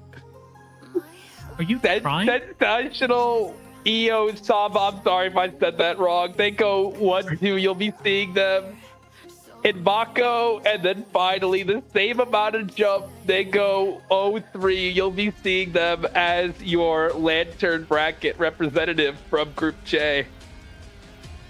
Are there any notable upsets that happened? I mean, you clearly. You got upset. Oh, because I wanted this. And they took it away from me, man. They took it away. They took away my channel points. What am I gonna do? But you know what they give you in return? They give you an entire Great White bracket to look forward to. We've got 10 teams all lined up for you in our first match. Already set up for us. I Feel the Rush versus Christopher James. Christopher James Horse Kreider, Mikaless in Anaheim. Yeah, I know Maya. Maya is, if you saw my recent Blue Sky post, they actually took the screenshot of me going 0-14 in a game of competitive Splatoon. I don't want to talk about it. And you don't have to if you don't want to. and I know Neptune. They actually, when the gift fun fact of me losing that $20 at the second Anarchy Nova. Fun fact, I actually bet on them. They lost. And at the end of it, the little fun fact, the end of it, I went up to him and I went up to them and I said, "Why did you lose?" And they gave me a $5 bill to make me feel better. So I didn't lose $20. I only lost 15. Fun fact. Thank you, Neptune, for giving me money. I will say, I do have a fun fact myself, mainly about from Koreki on the side of Christopher James, Horse Kreider, Mikaless in Anaheim. And that Koreki, in one of the servers I'm in, had a ping last night looking for 3 other players saying, I needed to derust after vacation. And so you're doing that and then jumping straight into Great White Bracket the next day? And this is one heck of a way to derust, Greggy. You're weird, and quite frankly, you scare me to some degree. I mean, if they could give me some coaching, hit me up. Yoshi God on Discord. Just add me, man. I need it. I'm stuck in low level. I've been here for 6 years. So someone please help me out of here. I beg of you. Please. But yeah, what's the first map?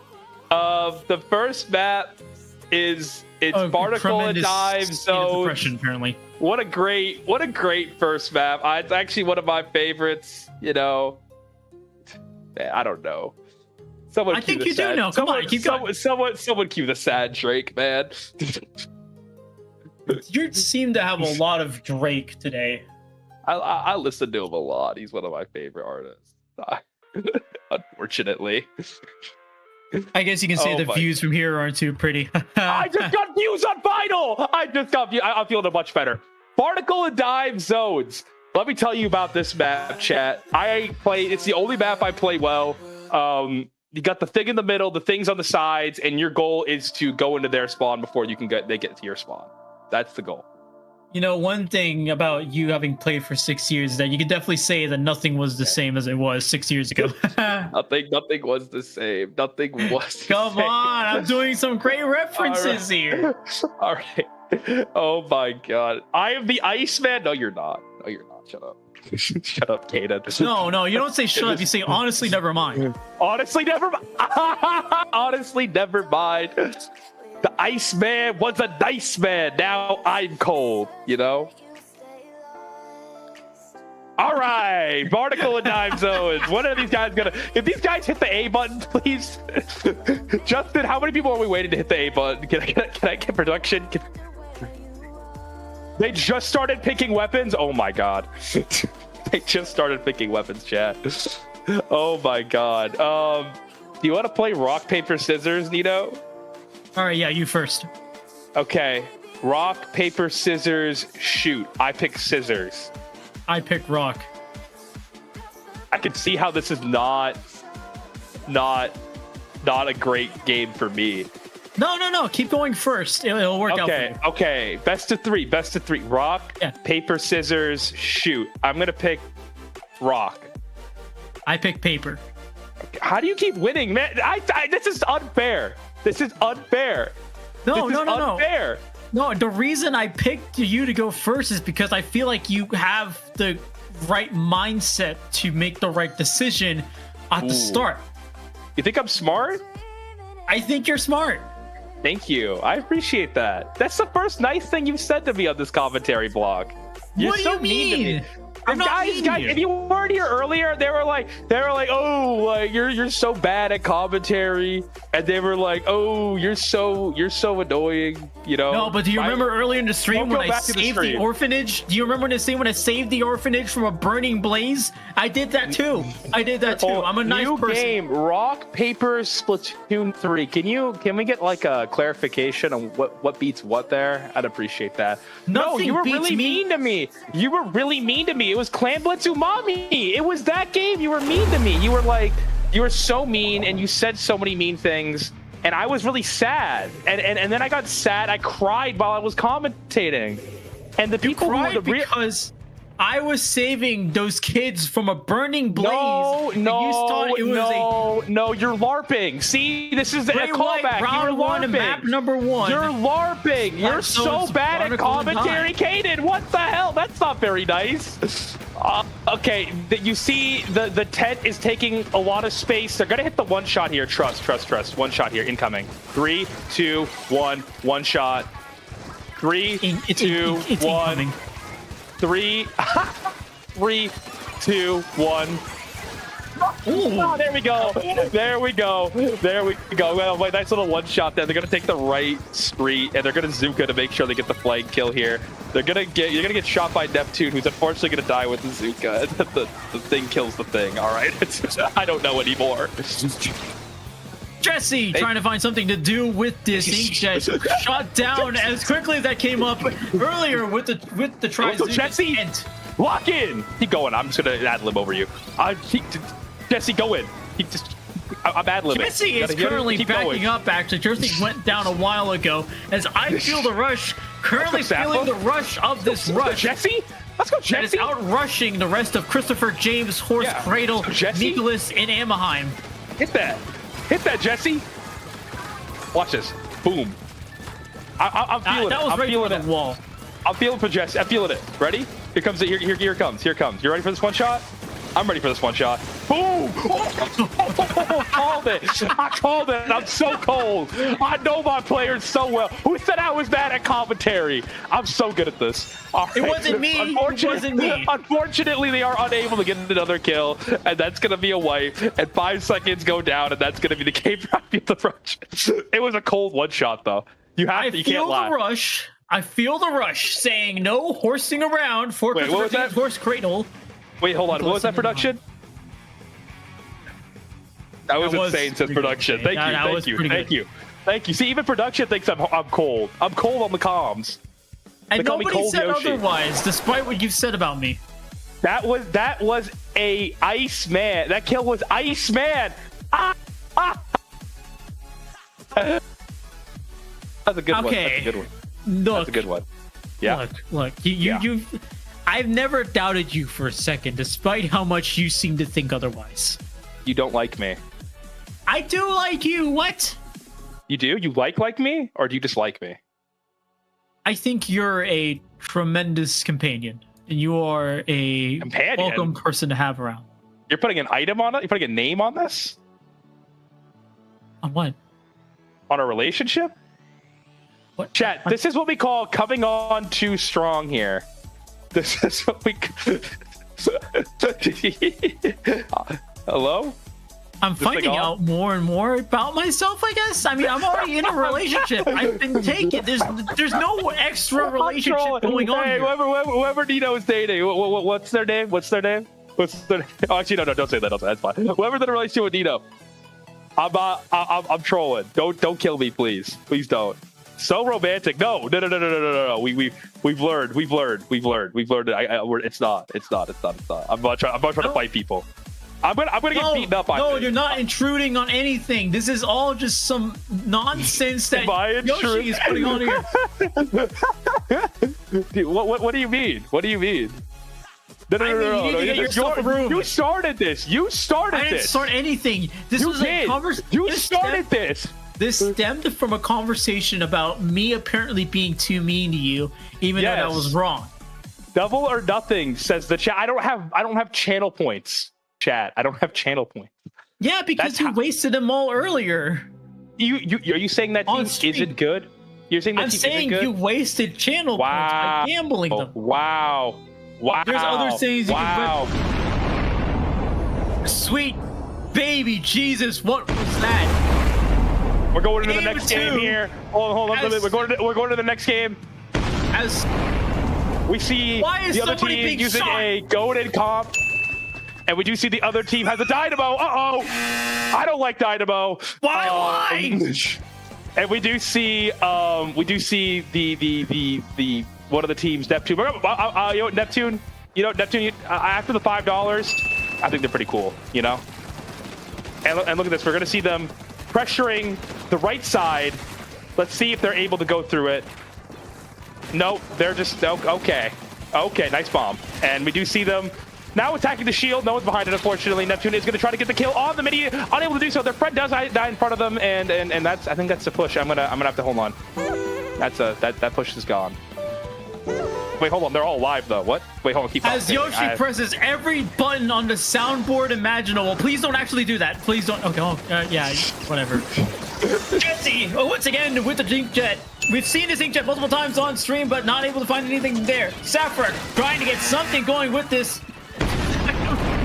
Keep going. How am I supposed to keep going? It sounds like World War III and it's called block.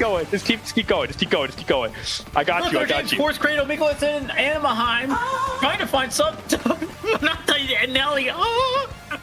What is this? Stop! feel the rush. Has one player all the way up in enemy territory. Kreider going to go ahead and send his dead shield. Kreider, please do something. Is life real? Is anything real? 3 minutes and 30 seconds to go. Stop dying. Keep going. You're going crazy. You're going crazy. I'm going crazy. Yeah, you're right. One way or another, I'm gonna go crazy. 80 points remaining. Shut up! What is this, Friends? What is this, a sitcom? The cats are barking at me. The cats are barking at me because I won't shut up, and now my partner thinks I'm going insane because there's a Taco Bell sound going on at the same time as this game. Correct, he's currently throwing some fizzy bombs out for trying to get something going. I'm starting to realize that all of this commentary that all these years I've spent doing casting has led to this one moment where I'm currently getting accosted by every Vine sound effect that was popular 10 years ago. And it's still going on. It sounds like King Bach is about to walk in with a comically large spoon as I feel the rush. Able to get this quick, no good. 50 goes down. Man, we're still looking to get some more points on the board. 58 remaining where I feel the rush. And it just keeps going. Stop!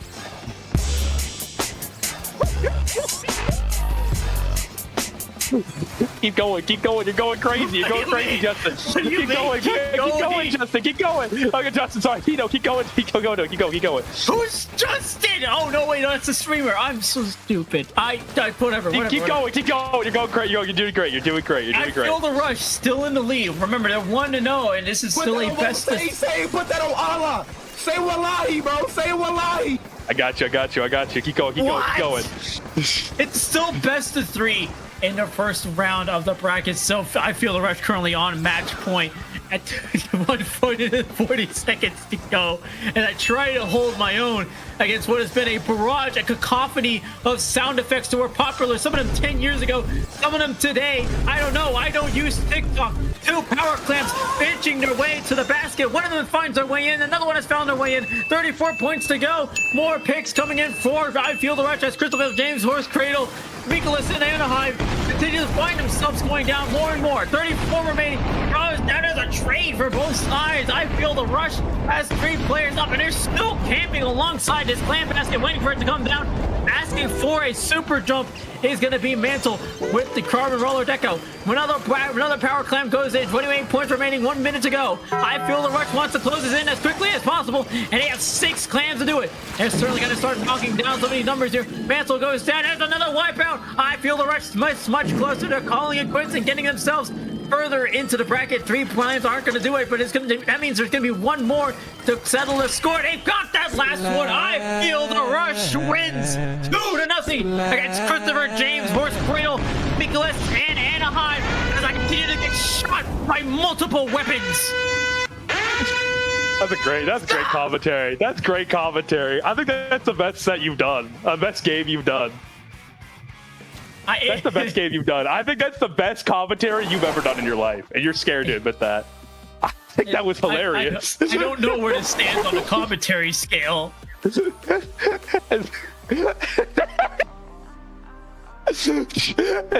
see? Hold on. I heard Chris Smooth. Do you have the Chris Smooth laugh?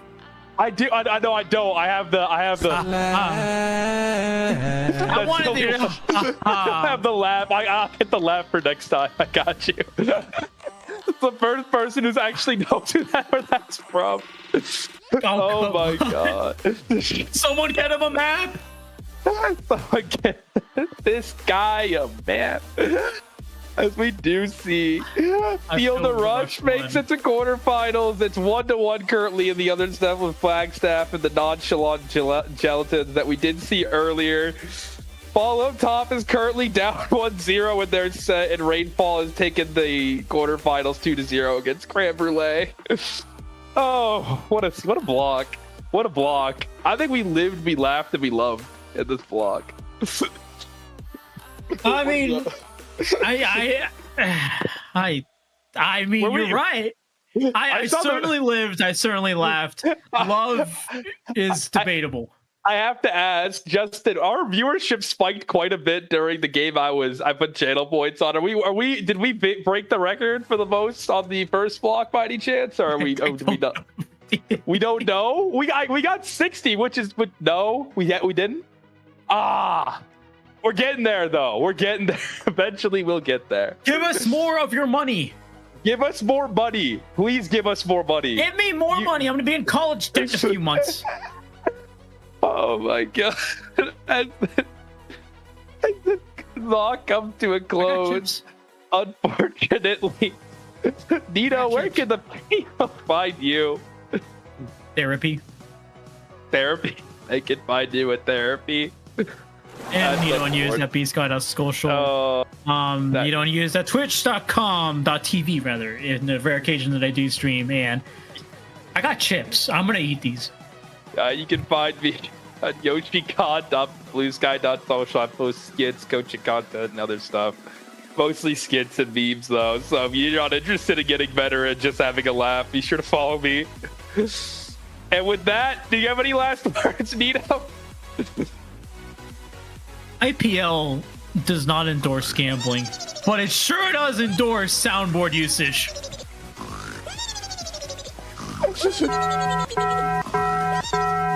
I agree. I think we don't endorse that, but we definitely endorse the soundboards.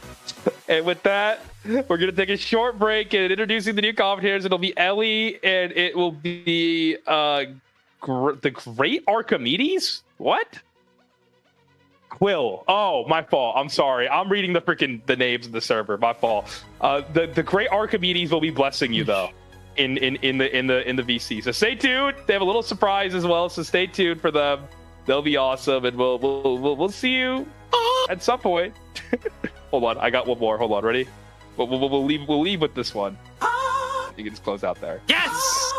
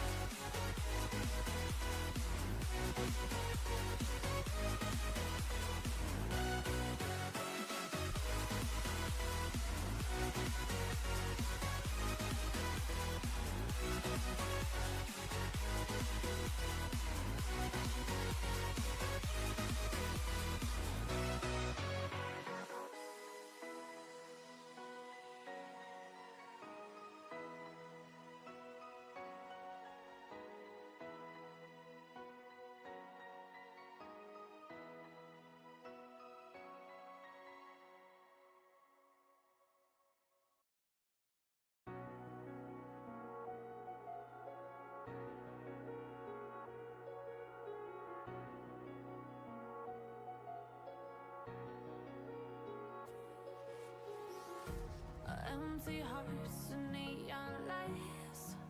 They're playing with my mind. Gotta get out of here tonight.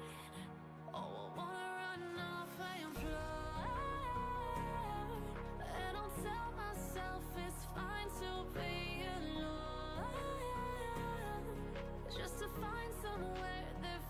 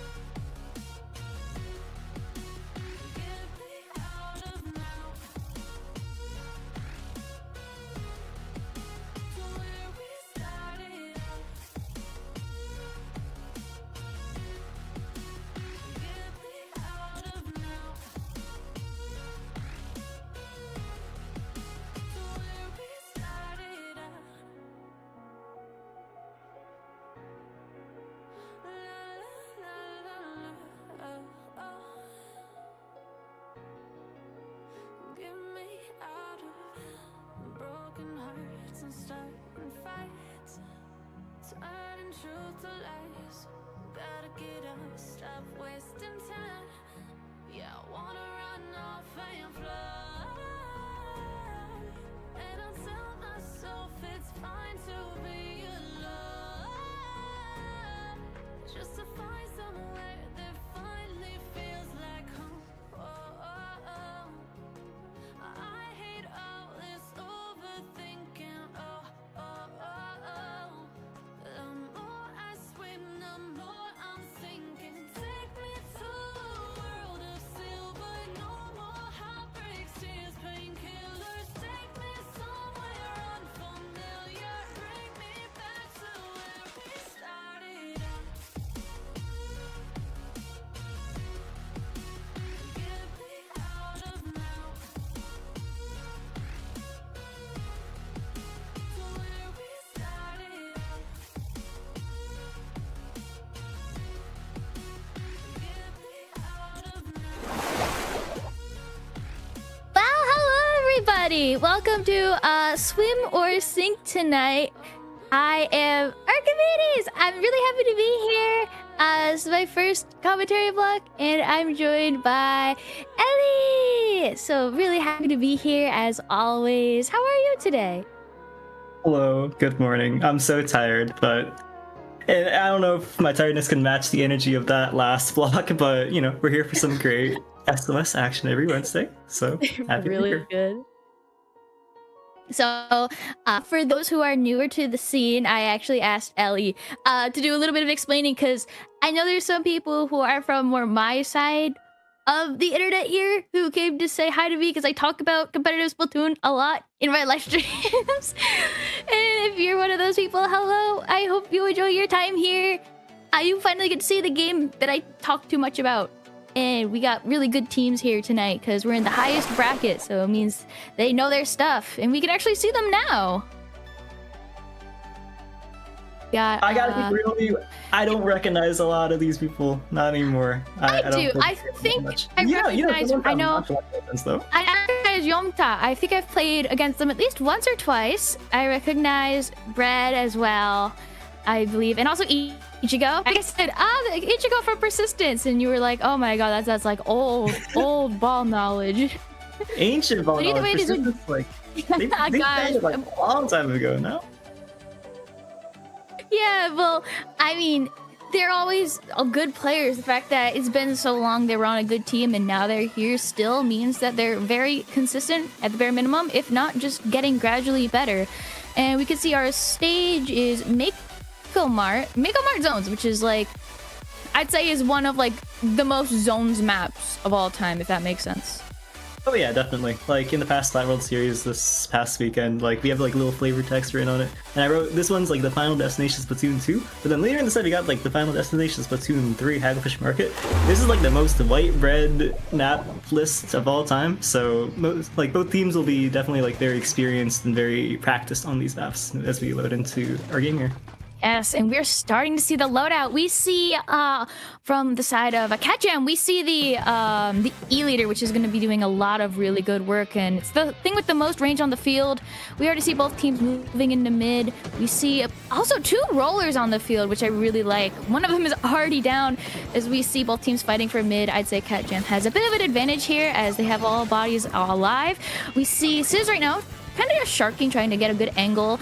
Hopefully with the bucket helping them cover that right stack to try and finally get control. But ooh, the rollers were behind. Red got behind and allowed the users of Nonchalant Gelatins to finally get that zone. Really good comeback from them because they were struggling in the very beginning with one people going down, having no numbers. But now they finally have that zone. And let's see how long we can keep this hold as the tri-strikes come out. Kraken is in the base, KatJAM. This might be huge, actually, as we see them get out of that little tricky situation with the carbon as they're forced to jump out. They're gonna have to find out how to use these resources to like clear out these ledges. Like you see Ichigo under the sledge now, and also like Bread, the roller, like works like behind them. But they just keep going down, and they've used all these resources. Like the Trizuka came out, and so did the strikes too. So they've used up all these resources and haven't gotten much ground for them. And there's only 30 hits remaining now for. Yeah, they have to get something done and fast as we're entering the final few ticks of this game. Unless the users of KatJAM, the players of KatJAM can get something cooking quickly, then it seems like it's gonna be it. And that's all she wrote, as there's a wipeout on favor of Nonchalant Gelatins as we see, that was a clean 100-0. Very impressive. A really strong use of map knowledge and ledges, and they just completely locked out the side of KatJAM, you know, taking the first game of this great white set. They kind of just got ran through. Like, Red on the roller just like walked to that right stack, hit 4 people over the head, and then they just couldn't dislodge them after that. And once they managed to get Red out, Ichigo took their place, and then they couldn't get rid of Ichigo either. So it was just like perfect, like a perfect lockout there, holding all the right places and countering those specials. Like KatJAM tried to break out with the Tri-Strikes, tried to break out with the Zuka, but like nothing really came to fruition for them. And in the end, like they just couldn't get their footing back, and that was like a crazily dominant 100-0 push for Nonchalant Gelatins. Yeah, absolutely. I feel like Ichigo with the Kraken did a really good play. They actually forced the Carbon to jump out, which kind of forced the Carbon to reset and caused a bit of a stagger on the enemy side.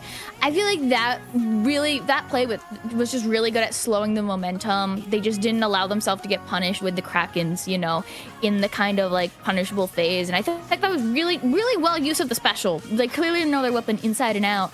And, you know, we're going on to tower control Inkblot. What do you think KatJAM might do to reverse the tide and try and, you know, bring momentum back into their favor? Because getting swept on the first game is a bit of a rough start. Yeah, I mean, you know, this is a lucky second stage for them, because tower control, at least here, is pretty difficult to get knocked out. Like, the largest point of contention is going to be that second checkpoint, which is honestly a pretty easy place to hold, as long as they can keep control of their, like, bats area, the upper ledge coming out of their spawn. Then they'll have a much easier time defending this objective, and this objective has to go to like 0 to get knocked out. That 0 is like really far into their spawn, so they won't get, like, just by virtue of the mode and the map being what it is, won't get, you know, dominated as hard as they did in that first game. That said though, this stage can snowball pretty badly, so if they get like good control of that bats area like previously mentioned, then it can be really dangerous for them. So I'm hoping that they can get proper control of it, set up that leader as well, so they can, you know, watch the zipline going up into that bats area and make sure that that area is kept safely. Otherwise, it might be a little bit disastrous. Yeah, it might. We don't really see any major loadout changes from either side, as we see Red has stuck onto that vanilla roller. Same with the Carbon.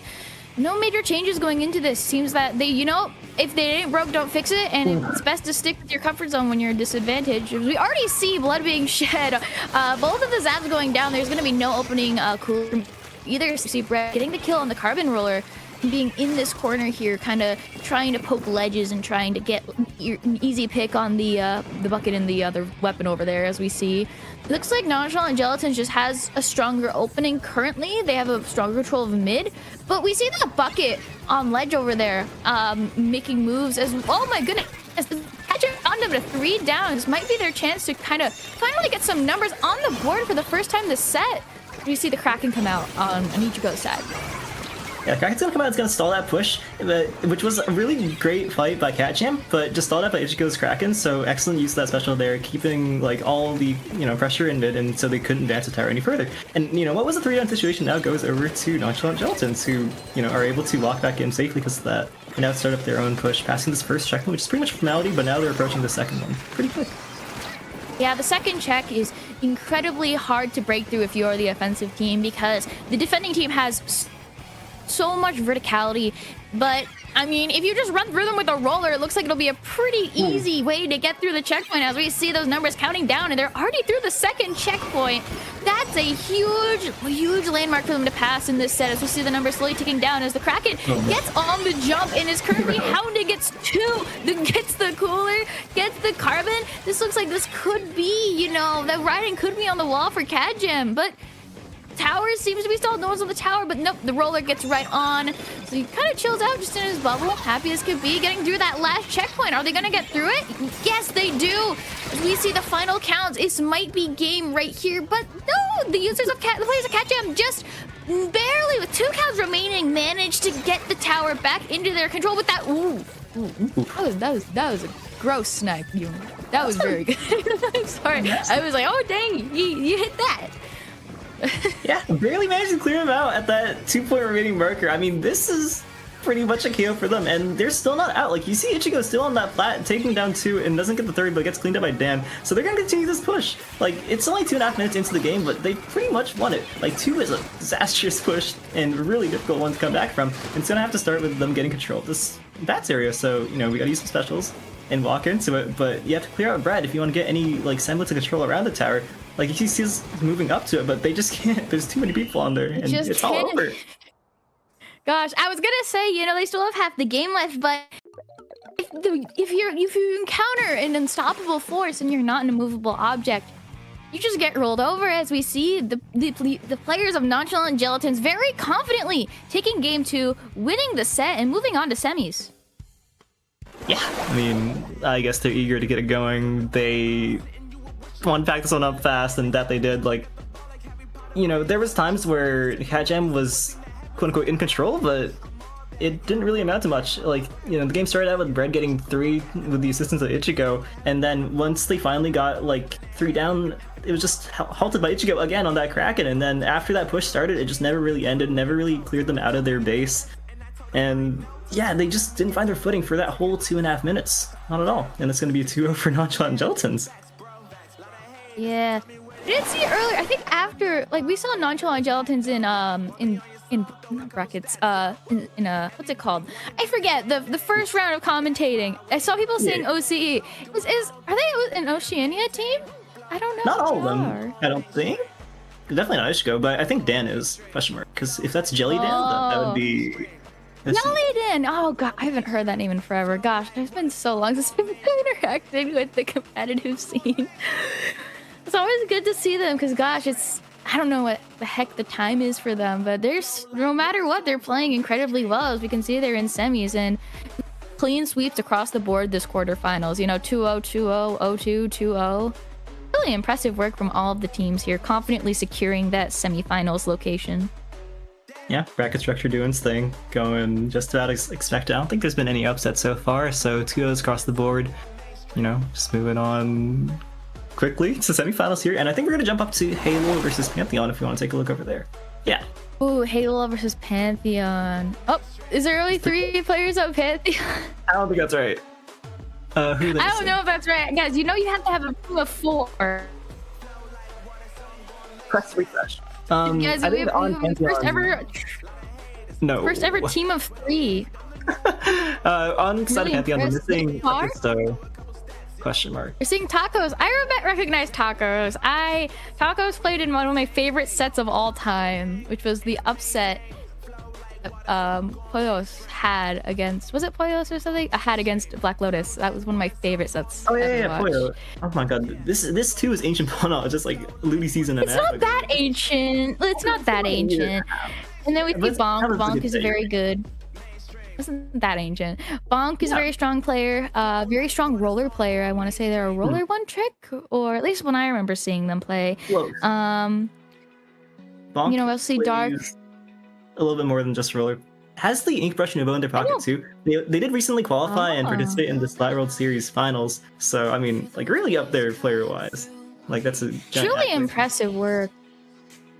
Question is, can the mighty 3s overcome the power of Halo? Who's the 4th player of Pantheon? Okay. Again, player we're missing on Pantheon is a Fisto, so we're not going to see a team of 3, but yeah, there's just someone that doesn't, they're a little bit shy, they don't want to show up here, so. Yeah, maybe they're a little shy. It's okay, Fisto. It's okay, take your time. But yeah, I'm excited to see what we're going to have here. We see the big team, the big elephant in the room is Hagglefish Market, which is the set we're going to be playing. This is the John Splatoon map. This is the right. Hold on, these maps it's not? Right. No. So we're gonna be looking at zones on Mahi, followed by Power Control on Undertow Spillway, and then Clans and Museum. Well, then that's like the so it's zones Mahi. This is kind of that's like the sorry. No, that's like zones Mahi is like the if Haggles is like the Richard Splatoon. Like they're similar. Yeah. There's a poll recently it's for like the Richard by Falco, and what was voted as the universally best Splat Zones map in the game is going to be this one. Like, all players love this shit, so Zones Mahi is going to be, Gosh. I mean... Remember when Mahi wasn't good? I thought it was good from the start. I can't lie to you. Like, it wasn't that bad. It needed the revision. I remember when Mahi was like not loved, and now it's pretty good. It's pretty aight. I like it. I think it's good. But when I like recoiled, I was looking at Tower Control Undertow Spillway and Tower Control Ship Shape Cargo Co. I think these are like straight, but I can't lie to you. They snowball so bad. Cargo Co is not horrible. Cargo Co I feel like has some really fun comebacks, but Undertow is just like, it's awkward. I feel like it's that map. You're either dead in the first minute or it's Sisyphus. It's horrible.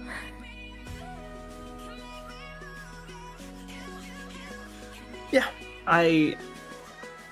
so I'll give it like a little bit of credence because like there aren't that many good Tower Control maps. I think, you know, TC Undertow is maybe like tied for 5th, but it's not a particularly high bar. Like, it's so awkward. I feel like it's just that Tower Control just isn't a good mode. That's fair.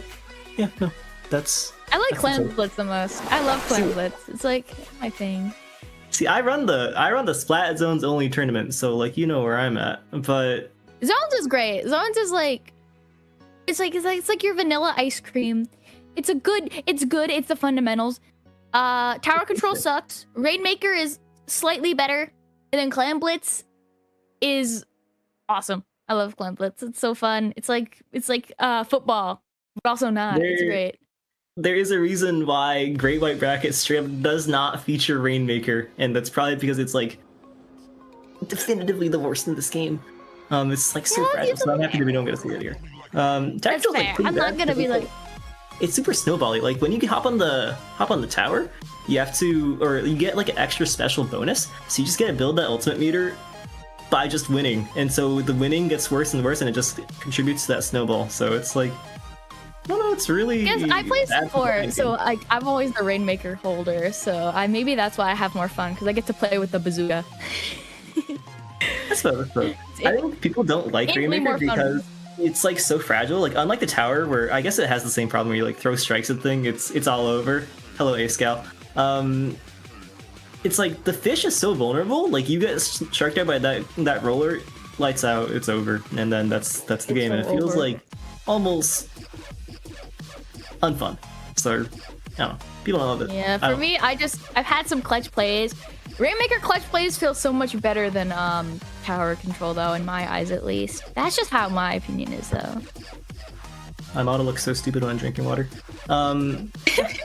I like Rainmaker as a spectator, but I recognize how garbage it is as a player, so I don't try to force people to play it, because like I run all like the top level events, so I don't want to like. We should have it all be 50% owns and 50% Clan Blitz. I think that's just, or even 75-25. You know, like that's fair. I feel.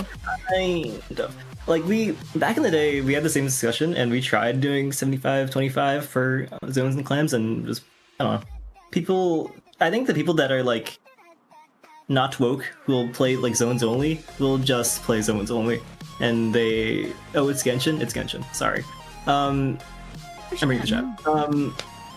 Yeah, like if you really like zones and nothing else, you're only gonna show up for zones, and like clans is like a decent second, but it's like too much, and they'd just rather play with their white bread vanilla ice cream, which isn't bad, but it is basic. It's just like I feel like zones is the easiest to explain as a spectator too, so I like it. And yeah, well, zones is easy. Like zones is effectively similar to a King of the Hill mode, where you have to hold, as you've seen, you have to hold a designated area for X amount of count, usually 100. But once you lose it, say the enemy team takes it, you get a penalty applied. And you have to, of course, work your way through that penalty to then, get through the rest of your count. So, and also the penalty depends also on how much, like, you made it through the count and how long you've held it since you got the penalty. It's all these calculations, Sometimes you'll be stuck on a penalty for like 2 minutes because you just keep losing the zone, like, right before you clear the penalty. Yeah, I think it's a nice safety net. It's just like, as long as you grab that objective, you can buy yourself a second life in that game, so I don't know. It's easy to understand for both players and us. Like it's a central objective, so it's like I think the easiest to watch. We were waiting for a player, that being CL, on what? Sorry, We're in. No, I caught up with the username because that like GH bunch of numbers is like the username that a bunch of Japanese players all use, and then we have like the same one here. So I was like, who is this? But yeah, we're on the lobby. We made it, and that's 148 gallons on the side of Pantheon. I'm like pinching my nose. Gross. Oh gosh, 140. Well, we see there's now only a 52 as the 96 is now dead. So we see Halo pretty confidently take the zone here, only losing one. Meanwhile, they got 3 on the side of Pantheon as we have Heart starting to move forward. They all kind of just move and march forward as the VAC comes out. We see VAC is an interesting thing. I am not up to date on the meta. VAC seems to be good though, as we see is splatted, but also takes someone down with him as we see the water level finally drop. So this might be the opportunity for Pantheon to get their way into the zone as we see the VAC come up from Tacos. This goes down. Oh wait, that's Pisto. I know Pisto. What? 3 down? We see this the bubble will be deployed. It's just the lone blaster, and we see the stagger. And unless the players of Pantheon can get something cooking fast, I mean, like, what else do they do here? It's going to be difficult to break in. But wait, actually, we see them. They're moving in rapidly. This is a very, very fast, very good job moving in regardless. We see the... Oh! That's clutch. They just really clutched that up. They got the whole zone count. Incredible play from the side of Pantheon, just clutching up in that very moment as we see them just starting to try and make their way back to the zone. 2 down on the side of Halo as we see Tacos with the VAC trying to get the zone in their color. Vacuum comes out trying to help their teammate over there and win that fight using the VAC as a shield as we see them finally take the zone and shooting that VAC shot at the pencil. Not getting any picks, but did they really need a pick anyway as we see finally the members of Pantheon having a nice grip on this. Yeah, finally starting to hold their own, but they're going to lose the zone immediately. And I mean, there's some picks. I think Tacos got 2 on the top side, so they're still, largely in control here. But Bonk's contesting the zone. They're not like scoring anything. Now they finally grab that zone and they can set up their lockout. Like they're close to the ink vac, they're close to the bubble, but Bonk's still fighting this corner, taking down the 52. So they're gonna expend the bubble and the vac now, trying to fight a little bit more forward. And Bonk's gonna drop right into it, not really caring. Getting a pick off the blaster, not getting more though. So yeah, I mean, right now it's just Halo like locked out in their base. But Pantheon did just expend all their resources, so if they don't get picked off here in this retake, then they're going to be able to grab the zone back.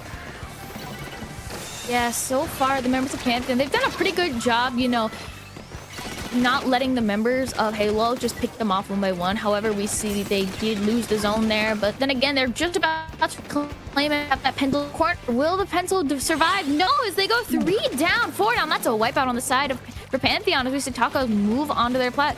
This is a really big play. This might be the ground that they finally need to kind of get the lead, potentially even get a knockout. We see Tacos very well situated, trying to get a pick onto, well, not necessarily get a pick, but like space their way out from the blaster, Yeah, I mean, right now they're splitting up their specials, and there's only 36 left. Like, they've broken through the penalty now, so they're using everything. But hold on, Bobby just got 3 on the top side with their AoE, so it's just the 96 left. And I'm not sure if they're close to special, but they don't really have the resources to force the end of this game. And they go down 2. Yes, we see Bobby with that really good positioning, just picking off 2. We see Bonk trying to move in and make a desperate play. However, they all go down once again as the members of Pantheon secure game 1. There's a lot that I can actually say about this game and what I observed personally, but I'll say both teams did a really good job with trying to push the advantages, but I feel like the members of Pantheon just did a much better job. Like, they had a rough start, but when they got on their feet, they were able to stand more cohesively as a unit and were they fought much more together. I felt like I was watching something like a well-oiled machine when they finally got moving. It took a while to get the gears turning, but I mean, they got it. I mean, like, that opening was absolutely horrific, like, terrible. Like, down to 3 is not a place you want to be at. If they, like, messed up one more time, it was all over. But, went the other way, and Halo started making mistakes too, but not just mistakes. It was, like, great individual play out of Pantheon. Like, Bobby on the top side got a triple in the end there, and then that's how they managed to get that lockout. Like, the thing to be watching in these games is how close they are to specials, and so when they get, like, a pick onto the guy with the ink vac, like, they're, like, 70% to the special, that vac's gonna, like, give them safe passage into the zone and get them the ability to fight in mid. They kill that vac before it comes out. And then, that's all over. So it's like I feel like it's super dependent on these specials, and when they manage to get these picks out of nowhere, it seems, you know, it halts their push in its entirety. As I also noticed, the Vax that came out of the side of Pantheon often were used to help their other more aggressive weapons fight. I noticed that a few times. That, and also I felt like they just had really good spacing. Like with Taco got up onto their plat and really managed pretty well, you know, avoiding getting killed by blast, getting combo, just managing to like slowly move back into mid, not really losing any ground, instead just, you know, changing where they're at, changing their angle, and just really good spacing, really good location awareness, really good being able to keep an eye on the roller, because they knew absolutely if Bonk was like escaped their little surveillance, then they were all gonna die, and they kept such a good job at keeping an idea of where he is and making sure that you could get them. Yeah, I think they played that perfectly because, like you said, you have to watch it for Bonk. Like, once that roller gets set up, gets to fight in mid, it's pretty dangerous. Like, you lose track of the roller, they can just hit you over the head, and then it's all over. So we're gonna see how they manage to set up here on Tower Control Undertow, which is, like I said, it's pretty awkward to fight, but I think roller is one of the weapons that can fight pretty well here, as well as the blaster, and especially that Tri-Slosher Nouveau as well, simply. So those weapons are gonna have a great time fighting here. But, you know, Pantheon's gonna choose to keep the same weapons, keep that 148 gal, and it's a lot of gallons, so it's not gonna have any problems fighting anywhere.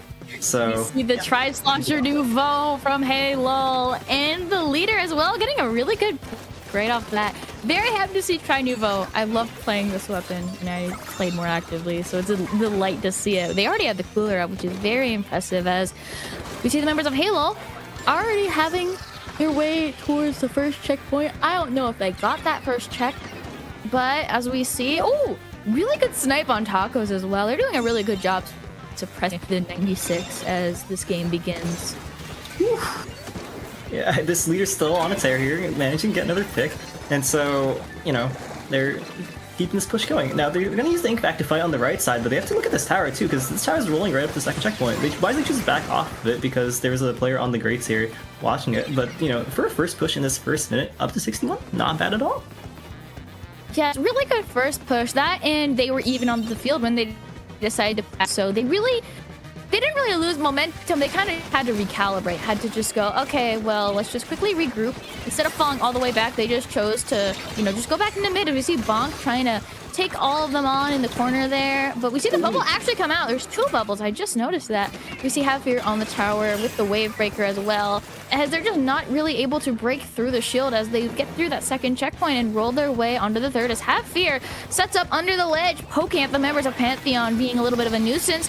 Whales come out, and the Vac as well from the side of Pantheon, and gets the blaster. Bonk is still there, curiously enough, as he actually, Bonk jumps out toward it again, as we see the members of Halo regroup, recuperate, and jump back in. It looks like they're potentially setting up for another push. Will they ever get a break? The members of Pantheon always being pushed back, just sitting on 28 count. Will they ever get a break? Will they finally be able to make a move? As we see Bonk making moves, diving in. Their team is 2 down, but they just keep taking members down with them. Yeah, I mean, it seems like it's finally stopping now because they're 2 down, and now it's just the jumps coming in, so they're pushing away the Tri-Slosher. Tri-Slosher goes down, that's, you know, going to be 3 for them, and popping the Ink back for a little bit extra security, being able to walk safely into mid here.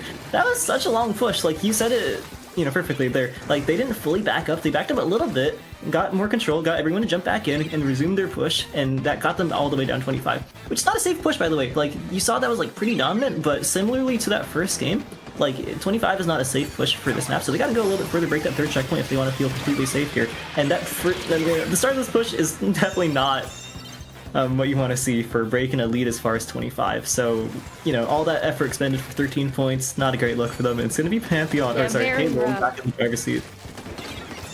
Rough push for Pantheon, but you know, we've seen before they're able to get back on their feet. However, with only about 2 minutes remaining, it's a question of will they get the machine running up in time for them to be able to make some moves, as the members of Halo continue pushing in. They get 2 down on the side of Pantheon, 3 down the side of Pantheon. It's just a pistol on that pencil, as we see the members of Halo push up into the base. They splat a pistol, get another one. This looks like this could be curtains on this game too, as we see Bonk just violently going at them. So an absolute bloodbath as we see that tower roll into position. Game 2 goes to Halo. It looks like we're getting a game 3.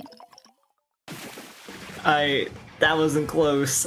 I can't lie. Like, they got 0 chances to breathe the entirety of that game. Like, Halo was just under that ledge and killing them over and over and over. And they wanted to break out with the ink vac and whatnot. But in that first fight where they like stopped push at 25, like they managed to overload that vac, and Ace, who ran forward through that vacuum to fight, just was like caught in the middle of a fight with the pants down. Like the vac ended and they were no longer safe, so they just went down, and you know, the kills just kept coming in for Halo.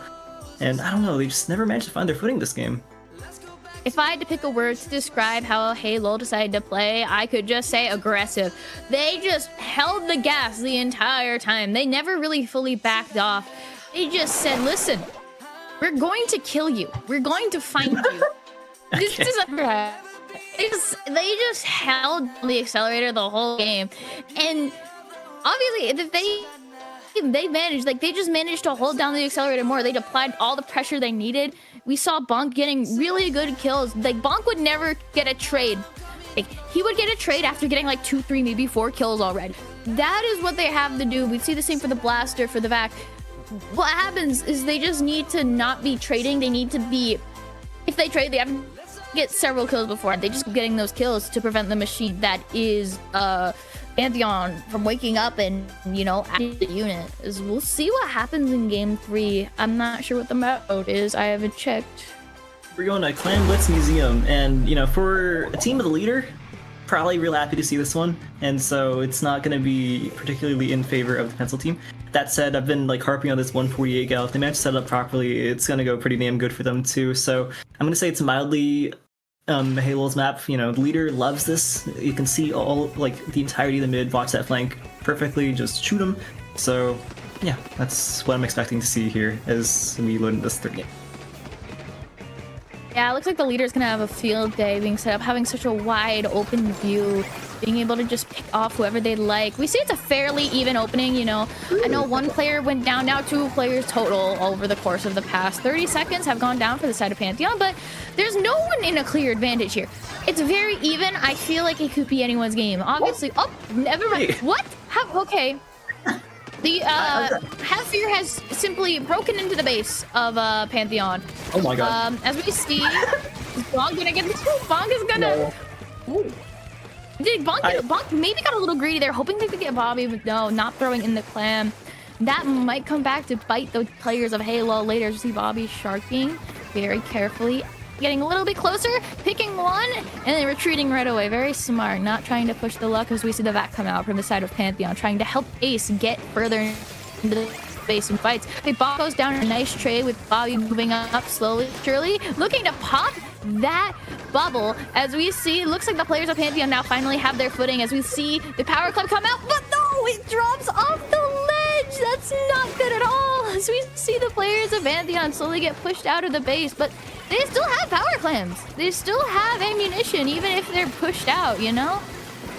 You know, they might have power clams, but they need people on the board too. Like, someone's got to shoot them if you want to walk in safely, and they're going to use that back to start that fight and, you know, shoot it forward. Bobby's going to walk forward along with Ace, but they have to win this fight if they want to get control of this plat to get, you know, further push. Now, it's CP2, but, you know, Bonk's going to be, like, holding this wall, and it's so dangerous, they can't really approach it with safety. Staka's just going to hold that ramp instead and wait for the reinforcements to come in, which they do, and Bobby gets a pick and see if they're able to get a little bit more, but it's just so many fights, so many little fights, and so unless they can pick off this Tri-Slosher, it's just give it up. Let's back up, try again another day, as is with the past 2 pushes out of Pantheon. Yeah, we see Episto try and make a little bit of a dent into Bonk, but ends up getting picked off as we see. It's still anyone's game. We're almost halfway through the game. There's only been 1 power clam scored. And while there was a failed push from Pantheon, we can see, I would say simply put, this is the culmination of what we've seen so far. The machine is up and running, but we also see the players of Halo taking really good fights, playing really smart, and making as many difficult split-second decisions as they can. Most of them have been to their benefit, as, again, we're still in contest. We're still in... There's still no clear winner in this little skirmish going on here. As we see, however, 1 player from Halo goes down. Could this be what's needed to start the momentum? I don't think so, because the ink vac was super close to being ready, and at least they had cooler, so they still do have that resource ready. But you know, in the meantime, while they're down, like it's Bonk in mid, time again, mauling the players of Pantheon and stopping their push. So now they managed to regroup, and Bobby's all the way up on their plat, getting some more picks, chasing down this leader. So if they're able to move up with Bobby, then they can get something going here. But Bobby's pressured out of plat now, so they're just going to have to walk back. And this is just how KatJAM's museum goes. Like we're 3 minutes in, we've got the tiniest little push onto Pantheon from the flank out of Have Fear earlier, but you know it's a pretty even game, and this is about right for museum. Like all you get here are either little pushes or one really big push, and so far it's just been a stalemate for the first 3.5 minutes. Yeah, it's certainly been an interesting stalemate. There's just little small moments of this could be something. We see the vac come out from Oh, we see the jump. We see that is a devastating push here. We're below 50. 2 members of Pantheon are alive as we see the members of Pantheon trying to get into their own bases. Once again, Bonk is taking up residence. He goes down. Another player goes down. 2 down. But they're back fast. We see the members of Pantheon slowly cleaning out their plats. It looks like they're trying to go fast for a way of revenge. But Bobby goes down. Episto being threatened by the bucket as they jump out. It does seem rough for the members of Pantheon. They're just allowing them to get behind them, but they can't have that happen because, you know, the members of Halo, they seem to specialize in sneaky, high-octane, explosive plays. They're just letting them happen. They gotta watch out for the flanks. Like every single time the basket's broken this game, it's all been because they've been backdoored, and they can't just keep letting that happen. Someone walks behind them, and all the momentum that they had, like they had a pretty strong footing in mid, and just disappears because they have to turn around and deal with the basket, and everyone jumps in behind them, and they're so discombobulated. So now with 2 down, this is a pretty good start, but they do need to get a ball. They at least do have the pity to start this final push. But you know, it's a pretty large amount of clams needed. They have to get 3 power clams and some change if they want to take this lead here. So moving the last 5 seconds as well as overtime. They only have 2 players. They do get 3 picks, so yeah, we're going into overtime here, and they are in pretty. We're going into overtime. The players of Pantheon need something and need it now. No one has gone for the power from yet. However, we do see Tacos has a clam. 1 jumps in. Will they get it? There is only the leader alive as 2 goes in. Leader is down. We see a pistol scores, but it looks like them might be chased out. Will Bobby be able to make a move here? Bobby heads in. 45, 42, 39. 39 remain, but no, the wipeout will seal the fate, and that is all she wrote. Halo managing to clutch that moment up. That got really close. That was only 2 more clams, and then the members of Pantheon would have taken it, but they just managed to just say, no, we're gonna close the book. We're gonna stop you right there, you know. Got a little nervous. Haha, please don't score those 2 clams, guys. Haha, wipeout, please don't hurt us. But they managed to win 2-1. Very close final game. Like I said, I feel like that was a culmination of, you know, the strategies of the 2 teams. We're not done yet. Wait, it's best of 5? It's best of 5. All right, we got 1 more to go. So it's going to be Halo now on match point, and really closely so. Like, if Pantheon managed their resources a little bit better and counted the claims that they had before they went into end push, then it's probably theirs. Also, if they didn't get backward in the first push, I don't know if you remember, but as Have Fear jumped in with the ball in the first push, Pantheon was on their plat, and they had a ball of their own. So if they were like 3 seconds faster, they'd have enough points to win this in overtime. And so they like very narrowly lose that game, just failing to watch their flanks. And I mean, now as we move on to TC ship shape, this is a lot more linear. Like you gotta look forward, look at this like static objective. It's gonna be a lot more difficult to get backtoward. So, you know, if Pantheon's gonna take the set to the distance, it's probably gonna be here, or at least starting here. And weapons that they have here are going to be pretty nice for this stage. So yeah, because this stage doesn't favor Leader nearly as heavily as the last one did. Like, we didn't watch Leader all that much, but when we did, they were always doming some.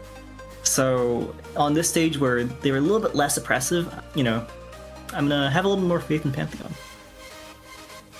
Yeah, it's just certainly, it feels like it could have gone any way. I feel like both teams have kind of adjusted to how the other plans to play. So it's really gonna be a battle of, you know, simply who's gonna play better in this instance. It's gonna be a question. I couldn't tell you who's gonna win because there's really no one clear victor. Well, yes, technically one team is in the lead. It's been close. Like, obviously one game is so was the other, but that game 3 just solidified that, hey, you know, it could be one. But, you know, we're on tower control now, and this game was won by Helilo, so this is their territory. They won very confidently last time on this map sorry. We'll see. We'll see what happens. I think it's maybe not as in favor because like they might have won the mode, but it's a really different stage. Like TC Undertow has all this weird geometry that is perfect for the roller, the blaster, and that tri-slosher, and this is like super flat. Like you're gonna see the roller and the tri-slosher coming in from a mile away because they need to get in your face to kill you, and they can't really do that as sneaking around without as many ledges as before. And it's actually gonna play into the favor of the ink vac. Like the ink vac gets neutered when they can't properly see their teammates. Like if they take the vac off of Ace, then Ace just dies. So on this super flat stage, their composition, if they manage to play this vac team play properly, then it could go well into their favor. Yeah, I do like the pick of the Tri-Slosher Nouveau here. There's a lot of ledges and a lot of places for them to set up. Al, listen, I was singing my praises, but we just saw a wipeout from the side of Pantheon. This basically guarantees them the first check. I'll be shocked if they somehow don't get that, as we see a pistol holding that tower, as we see them work their way through the first check. As again, seems like it's gonna be, it's pretty balanced. That's a really good shot, Bobby. We see currently, Bobby's kind of holding the pressure as we see one member jump out from Halo. Bobby trying to, get as many marks as possible to their team. Someone's here. Maybe it's the roller. Hopefully it's the roller, so we know where the roller is. Bobby finally goes down as Have Fear is on that left corner, getting picked up by a pistol. Just Pantheon are keeping up the pressure despite questionable numbers, I'd say. But that splashdown, not getting that much, but still getting Have Heart as well. It's a very, very good opening. Very good opening for the members of Pantheon. Like, tries to find their footing. We probably should have backed up like 12 minutes ago, but we're just fighting, and for some reason it's working. Like Bobby's just going behind them, shooting them in the head, and keeping them in. Now Bonk's doing the same thing on the backside, but gets taken out. So it's gonna be Pantheon again. Ace, like they really lost control, but they're still going. And now they're moving past this first checkpoint, forcing the blaster to jump out. So now they're gonna roll up to the second checkpoint, and they do have to. No, they don't. The ink pack gets taken out right before it gets popped. So it's gonna be a full wipeout onto Pantheon. And now finally, after 2 minutes, they do get some control into the match, and Halo gets to walk into mid safely. I thought out that Ace did a great play. Ace picked out the roller that was trying to go behind their team. I wanted to call that out because that was a really good play. That really helped them get through that first and second checkpoint.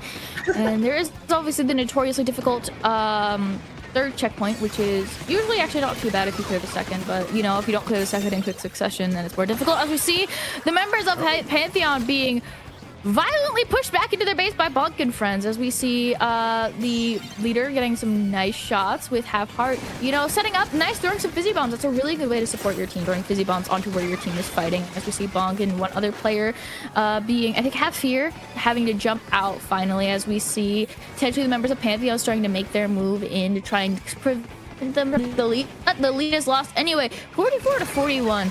As we see, they're going to try and make that difference even greater as we see them begin to roll towards that checkpoint. It's only a pisto now on that Plaz. The members of Halo finally get through that third checkpoint.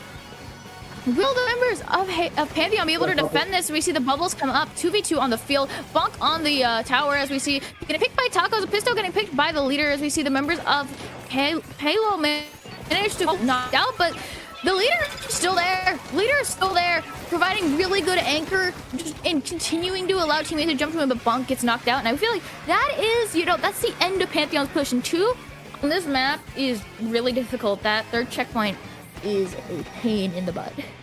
A 2 is difficult on any map. Like, you saw them come back from a push to 2 on Mahi Resort, and they're gonna maybe try at it again. Like, this is where I'd say, like, you've broken that second checkpoint, you're pretty safe on this map. But these teams, they snowball so hard, and the pushes just keep on going as long as they keep getting these picks. And this is where it starts, because they did get 3 down, but they don't really have the resources right now, because they have the whale and they're close to the splashdown, but Bobby goes down, so they're not gonna have any resources unless they just win the straight up team fight. And they do, so that top right's gonna be clear. It's just the leader that's watching the tower now, and there's gonna be jumps coming in. Like, Bobby's jumping to the tower now, doesn't have many resources, but Bonk behind clears out all the jumps, gets 3 and then forward, and completely halts the push from Pantheon. So I just watched the guy take a clip there. So they're gonna walk back into mid and continue their push and try to best push to 2. So I mean, they could just stall the tower at first, but there's only 50 seconds left. It's not a whole lot of time for Pantheon to come back in. We see Ace managing to pick up Bonk, trying to maybe overextending himself there. 2 bubbles up at the same time for Halo. They don't have any real resources though to they kind of have all their resources in one spot, which is a bit strange, but it's okay. Do they really need to push though? They're kind of just content keeping it in the mid areas. Bonk is just kind of chilling out on top left. You know, they don't even really need to push. They just need to prevent him from pushing. Almost getting tap shotted by the leader there. So luckily surviving that, that'd be immense aura loss from Ace. But now Ace is taking this like left side and getting some control of their plat, which is what we need because there's only 10 seconds left before overtime starts, and they do have the resources to get this push going because they have that splashdown, they have the cooler and the vac at the ready. So as long as you don't get picked off here before the push begins, you know, we're in a pretty good spot here. 10 seconds remain. No specials on the side of Halo, which I think is really important. We see one member go down. We see Bog run on the tower, and yeah, that's all. It doesn't matter how many specials you have. If there's a roller running at the tower and they get on, you just that's it.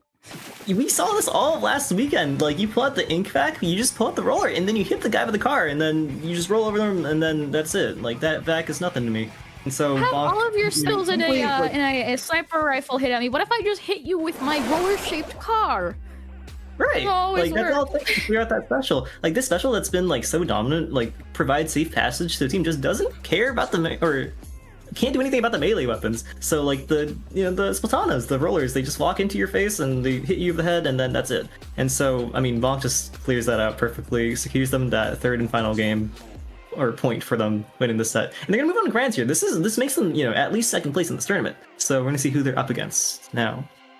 Yeah, both teams played really well. Like, this game could have gone either way. It's just a few key moments from each team that set apart the winner and the loser. But, who's to say they're a loser because they got the third place match, baby! The third place match. Everyone's favorite match to play after they lost a semis game. Oh, I'm so sure. The most demoralizing. I love playing third place matches. I definitely don't just go, bro. Can we just give you this? I don't care at this point. But we see they're against Rainfall. Ooh, I do not recognize these guys. I wonder who they are. This Ooh, is Ezio. They win this tournament like every week. Like you see, Drift usually plays a duck motif, but they play random weapons and SOS, and they win this thing every single week. And then also like I don't care on the bench for this one. Halo's a pretty strong challenger, I'd say, as we saw how well they've swept up those other teams they fought. I just saw Ezio, and I know Ezio. I'm like, oh my goodness, I know Ezio. But we know Halo. We've seen them. The player to highlight on Rainfall though is Reno. Like they have like this. I think they played a previous SOS. It's something like 3800 XP Tri-Slasher flown in from Japan to play in this tournament. So might be why they're a little bit underseeded, but it's definitely not representative of the power level of the players on the team. Because I mean, this is 3800. Like, for reference. Vanilla try? No. Right, Fernando, the one that's good. So I got excited. No, sorry, no chat for you. Try. The highest XP of any Western player is held by Gray. That's going to be at 3560. This guy is at 3800, so there's a little bit of a gap here, and this is just some guy in SOS. So yeah, they brought out the Avengers for this, and of course Tan being like this Forge 96 guy wins SOS any week where Duck Motif Random Weapon 3 isn't playing, and Ezio is going to be like this like high level. Well, you know more about Ezio than me, but Snipe Rider, really good player. Yeah, we have a really strong rosters from both sides. Halo, they've been we've been seeing them. They've kind of been the guys we've been watching for the most part, at least for this part of the bracket. But Rainfall, they're currently the guys with all the big shiny accomplishments. The Tri player, Drifty from Duck Motif, Kara, Ezio. Who is Brella player number 8? I'm very curious. It says that their account is like a baby emoji next to it because they just made the thing, and their name is Miku. And it says they got a Div 1. I don't know who this is. But it also says that they're on the bench. So Kara and Brella player number 8 are going to be on the bench for this unless they change up their roster a little bit. So we're going to see... Yo, Brella player number 8, can you come play? Reno, Drift, which is going to be like, what? Pen, Forge, Try, and... 52? I don't know. Some quirk weapons, I'm sure. And we put up the poll, I can gamble all my points. That's a great idea. I think I spent on one of the games and I lost, but that was just pocket change to a real SOS watcher like me who gets her points every single time. I can't say I'm a real one. I don't have points. I also just spent all my points on Splat World Series this past weekend, so... oh my god, the maps are good! This is the first time ever for Swimmer Sync. We're gonna start on Zone's Robo and then go on to Clam's Museum, TC Haggle onto Clam's Scorch and Zone's Barnacle. I love to see this, and I mean, my goodness, Clam. we're ready. We're already in. Yay! We see the leader and Tri-Slosher combo. We've What seen is it a few that? times. We see double cooler. Let's go! Heck yeah! Double Respawn cooler, Punisher. Double Punisher Gal. 52. Ew. I just got excited for seeing the double cooler, and now it's double gal. Now I've lost. Now I'm just depressed again. The absolute state of. Oh, I was like, it's gonna be so fun, and then oh, dang it! But we see Reno getting to, as we see, even though there's the support, it doesn't really matter. Are they really the support if they're just getting those picks? As we see, they have the zone control there. I feel like Halo does have the tools that they need. Roller can get in despite all the difficulties, but you can't really get in. You'll have your leader supporting you, getting that picks on the pencils. They lose control. Will have Heart and Bonk be able to take zone back as they pick off one of the 52s as they finally retake the zone, but how long will that be for? Yeah, I mean, they're finally gonna grab the zone and they're gonna start taking down their own points here, and they're pretty far up. Like, they did take down a player there and somebody's blaster in their base, but, Bonk goes down and so does the blaster, so it's just, like, no real control in mid left. Only gonna be the leader remaining, and Vexen's rushing them real fast, taking down the blaster, trying to get the leader, and fighting Bonk on the bottom side now, loses to them. So it's like really scrappy. No one's like really set up here, but it's gonna be Rainfall now, getting the resources prepped. But Bonk's gonna run in the mid and get two, so it's gonna buy the entire zone back for Halo. And I don't know, it's so scrappy. It's very scrappy. It was a bloodbath in mid with Bonk getting two. Leader's very far up, taking aggressive positioning as they're working their way down that total. We see one pick that one bucket as we see, one coming up on the right side, the leader having to retreat a little bit as there's jumps as well. Getting that pick, it seems like the members of Halo might be able to take the lead here as the count gets closer and closer to a tie, but control is lost.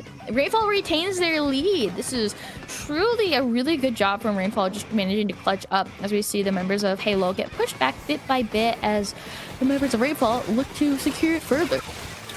You see that the Tri-Slash just like ran up, like forced leader jump out, and it just allowed Vex and everyone else to just run right in. Look how far up they are now. Like, it's, and they have so much to show their base. 252 gals run. Oh, hi guys, welcome back. Hey, they won that first game. I don't know how that happened, but Yeah, so they won. We're back.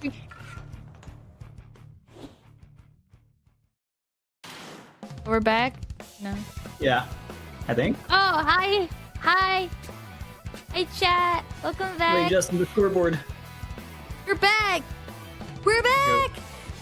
Anyways, look at, we got Clemblitz and all the members of Halo are dead.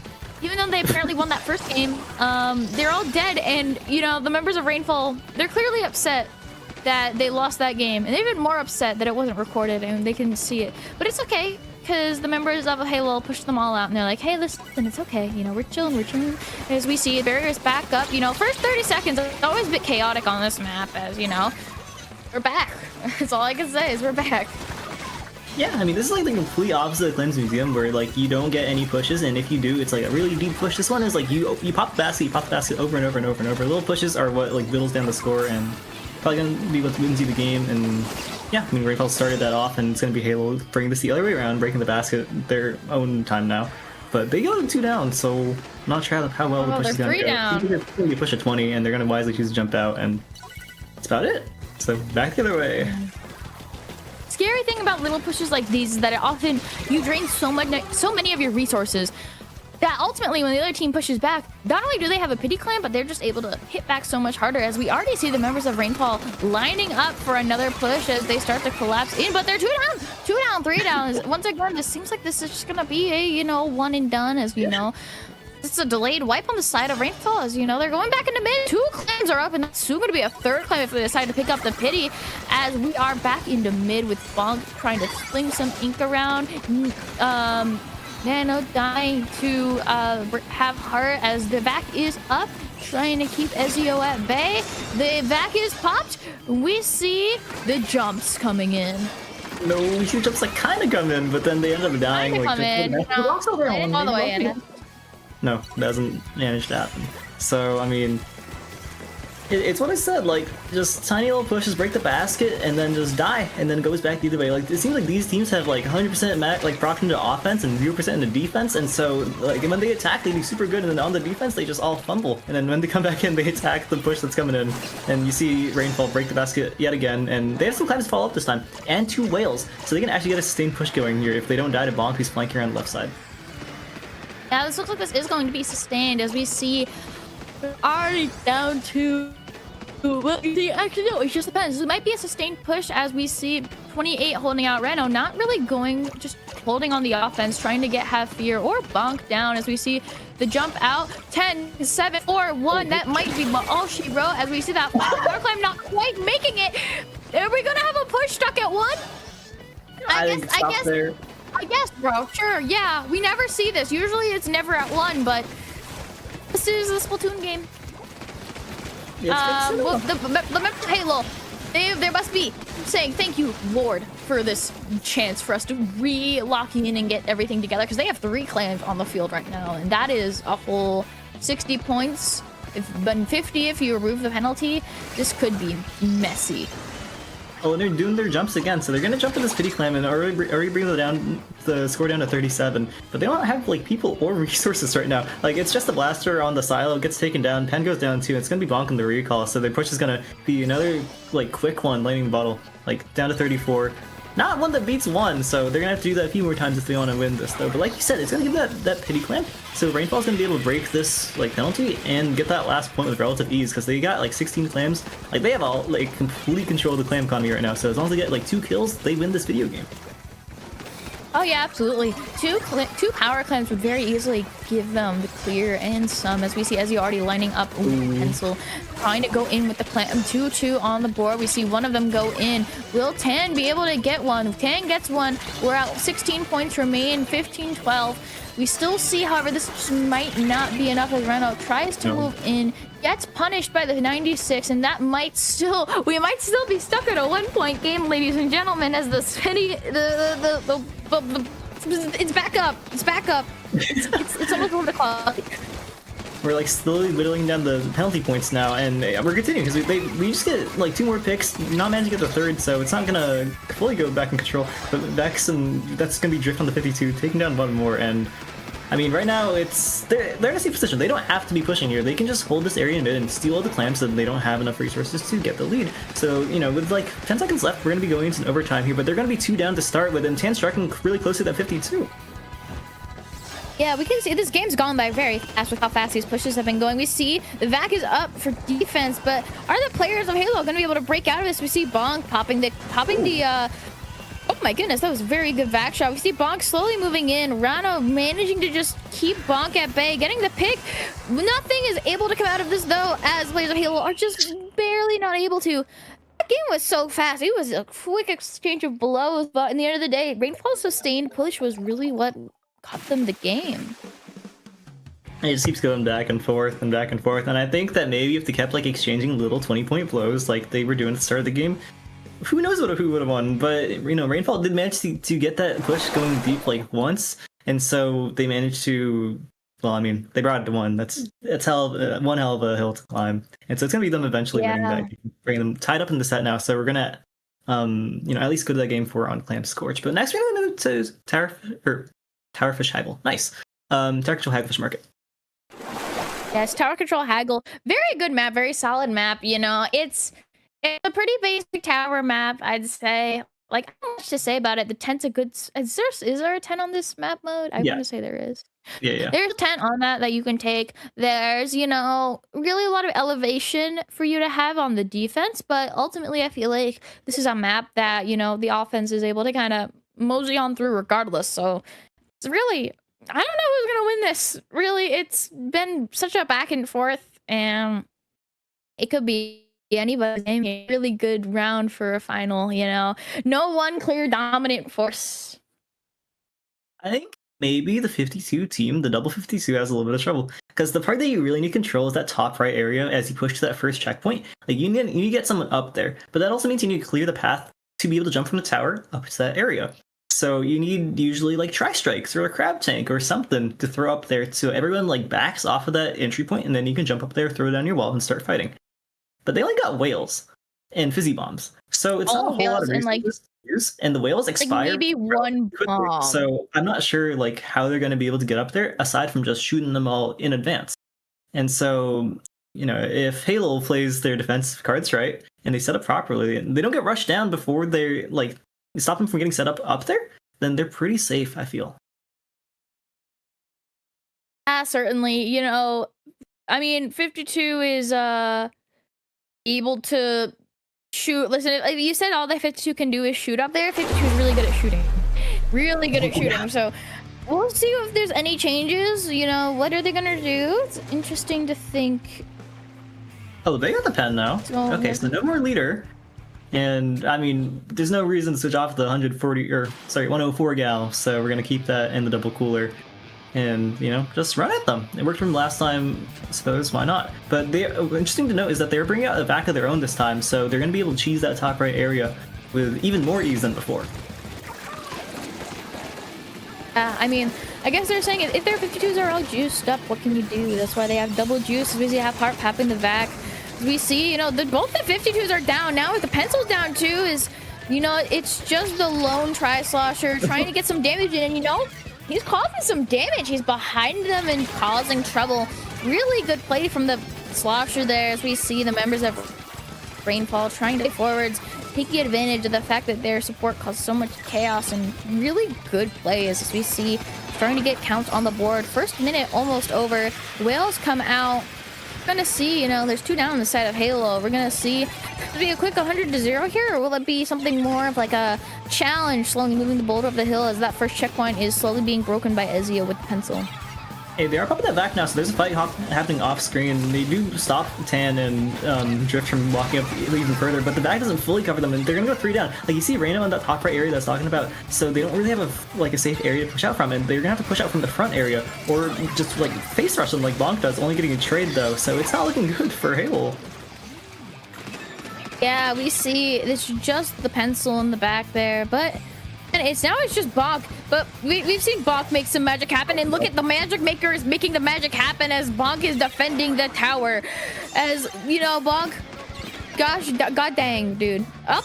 Will it matter though? Yes, it will matter as we see Have Heart manage to take the tower back as Rainfall's members keep jumping to the tower trying to get that greedy push into the end.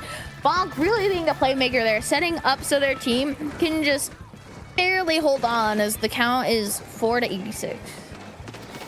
Yeah, I mean, that's yet another devastating tower push. And I'm not sure they're gonna be able to surpass that. Like, going 3 down is definitely not the way to start. It's only gonna be Bonk the back line. Use that bubble to stall a little bit in mid, but Bonk's all alone. Like, they might just get shot here. And they're drawing all the attention back, which is, like, great, but all of the members aren't there to support them. And hold on, someone's, like, way far up. Reno with the Tri-Slosher just got 2 in their base. They're getting spawn camped right now as they push that tower back up to this like, final checkpoint. We see the members of Rainfall who's back base of Halo, you know, they're just able to hold forward so efficiently because it's 252s all juiced up. And what you juiced up? Nothing. There's nothing you can do except pray and hope that they don't find you next. But oh my God. We see the Tri-Slosher taking really good edges and just really using the ledges to their advantage. Popping the soda, popping the fizzy bombs as they try and get rid of that lone shooter behind them. As we see the jumps coming in, Rhino trying to defend the jumps as the jumps come onto the tower. 96 trying to fight them off as we see this might be the play for Halo to keep themselves in the game, and it looks like it is the play as we see tower slowly move back into mid. It's just team deathmatch. Like, they just run forward and fight, and if it does, if it works, it does, and if it doesn't, then they're just gonna do it all over again. Like, they got 2 of those coolers, so every single little death that they have, not super impactful. Like, they're gonna have to kill each player like 3 times over to like fully secure that team fight, and that's so hard for them to work through. Having like slower weapons like the blast or the 96 especially, like these weapons definitely don't match the pace of 252s and a Tri-Slosher running at you. So I mean, it's gonna start nicely now with that back coming out, securing this team fight, able to just run forward and shoot them, taking one of the gals down. But there's the gal and the Tri-Slosher behind them, so they're pushing the tower forward. But everyone's dying on the back line. They don't really have like strong control for this push. Yeah, it's clear the goal of the Black there was just to get as many points on the board as they possibly can, hoping that, you know, their team will be able to take care of them. And they were able to add 20 points to their score, pushing to 64, almost breaking through the first checkpoint as we're in the final minute of the game. Ezio moving back, providing jumps for their teammates as the the tower stalls in mid. It's clear that Rainfall's playing the game of, well, we don't have to really push. We can just kind of chill out as Bonk tries to move up and get a pick on the backline, but no, it's denied. And as you manage to make these plays, as they're only down to one player on the side of Halo, but they managed to get a few picks on the side of Rainfall. As you go moving back again, just keeps bringing the tower a little bit forward, then moving back, just really just trying to keep control. Not trying to get cocky, they're not trying to get any more extra points, they're not trying to knock out. They're just trying to skip through while keeping their heads cool. As we see Halo just fall once again to those 252 gals. It's brutal, man. The 252s. Up and the rollers here. We're just like stalling out. Like they've put it at this first checkpoint, probably the safest place they can be, and now they're just taking the fight ahead of the tower and killing everyone. But they've got to get on the tower if they want to start the overtime. Not able to get to it. So right now it's tournament point. Like Rainfall wins one more game, it's all over. They claim the crown here. We can see that, you know, they need to find a solution to the 52s. I don't know what 52 has a negative matchup into. You gotta find that. You gotta find that.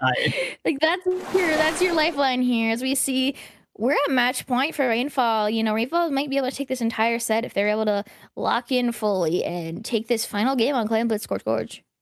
You know, if there was a counter to 52 that was like reliable, I don't think it'd be as prominent as it is. I don't think people would hate it and, you know, quit the game over as they do. I'm not quite sure what you'd play into. I know that right now the problem is they're just getting rushed down. Like these slower weapons, they have to, like, you know, put some effort into each kill. Whereas the 52, especially with double juice, like they just keep respawning and respawning. Like they can just like throw themselves at them. Maybe they get the kill, maybe they don't. Doesn't matter. They're just gonna do it again, and then they just keep fighting over and over and over. So what do you do into them? Like I guess play faster. What does that even mean into 52? Like dualies not great into them because the wall. Like Spatanas. Like I don't even know what you switch to here. I really don't. Maybe decaf question mark because you have like the bomb and you have the slice. I don't know, dude. I'm just like, this is an evil comp. This is like malicious. It's low key BM. He was cooking so strong. Evil in a kettle. Actual evil. Yeah, actual evil with the 52.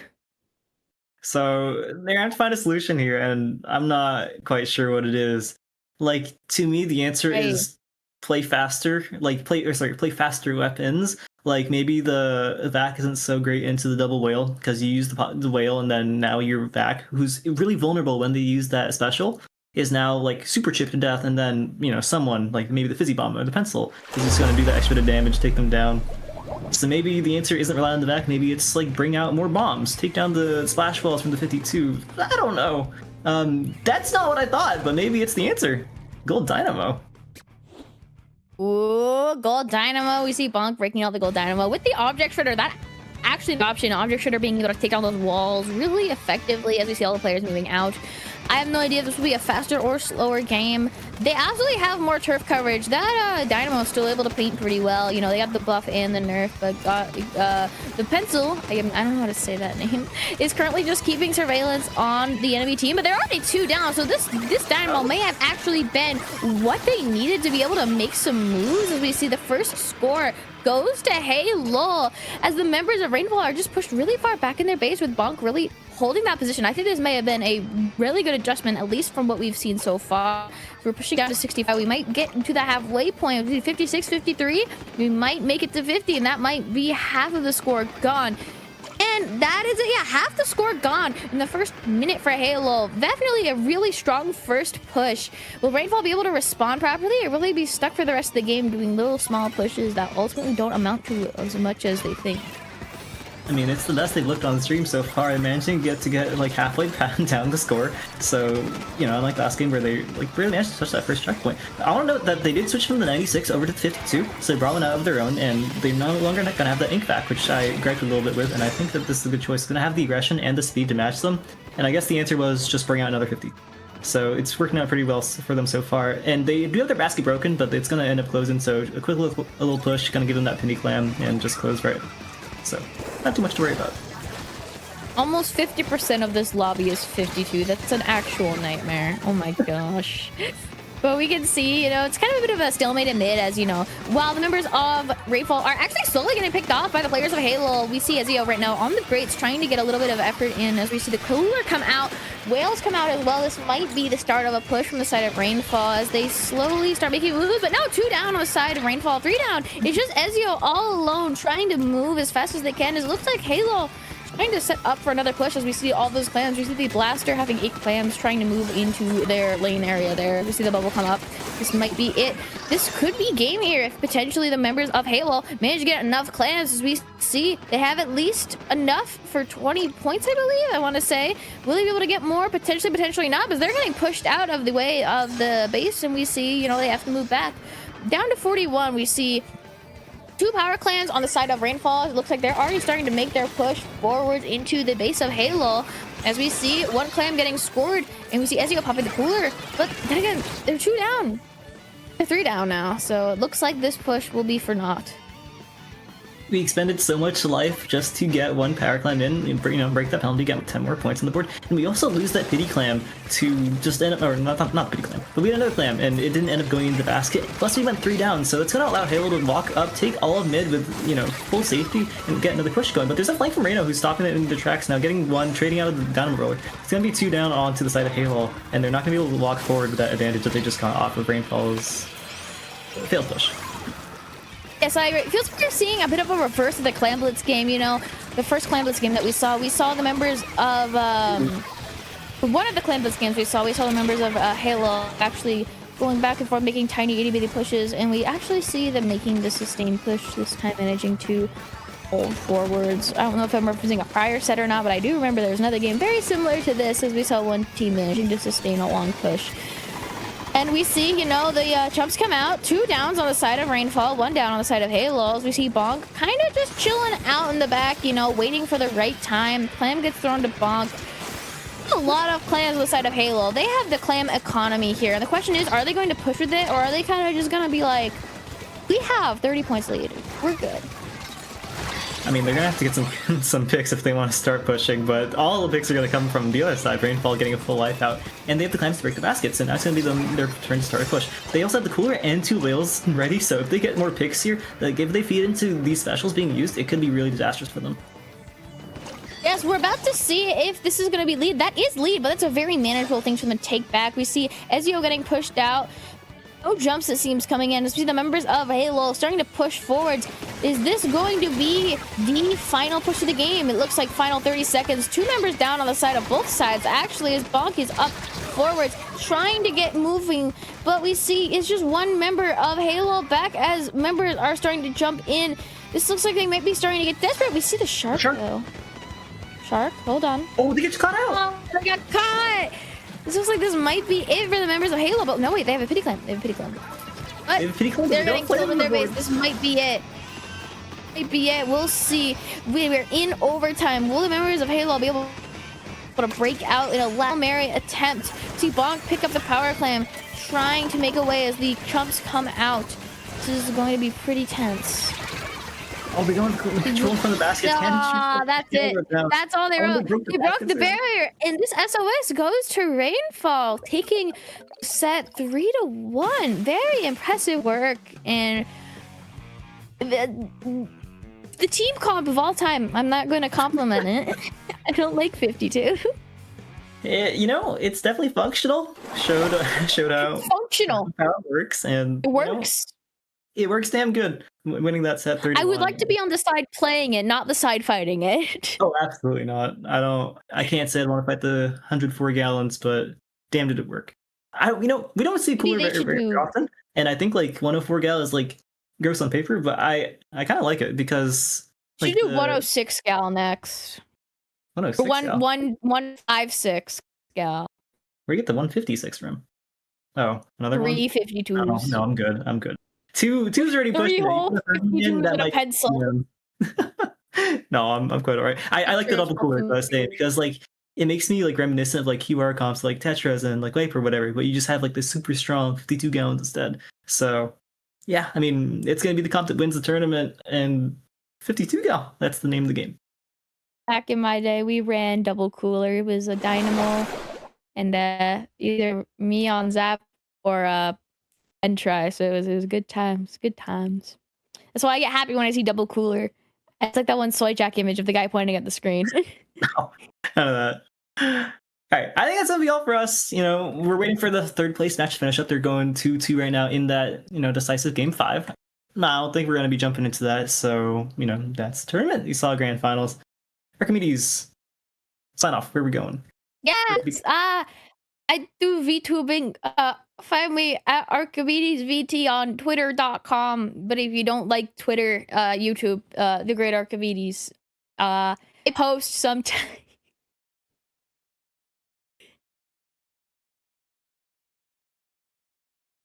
Your turn. Oh, my turn. My ad's on screen. I'm Hibernation. The Spiral Series is over. I got nothing.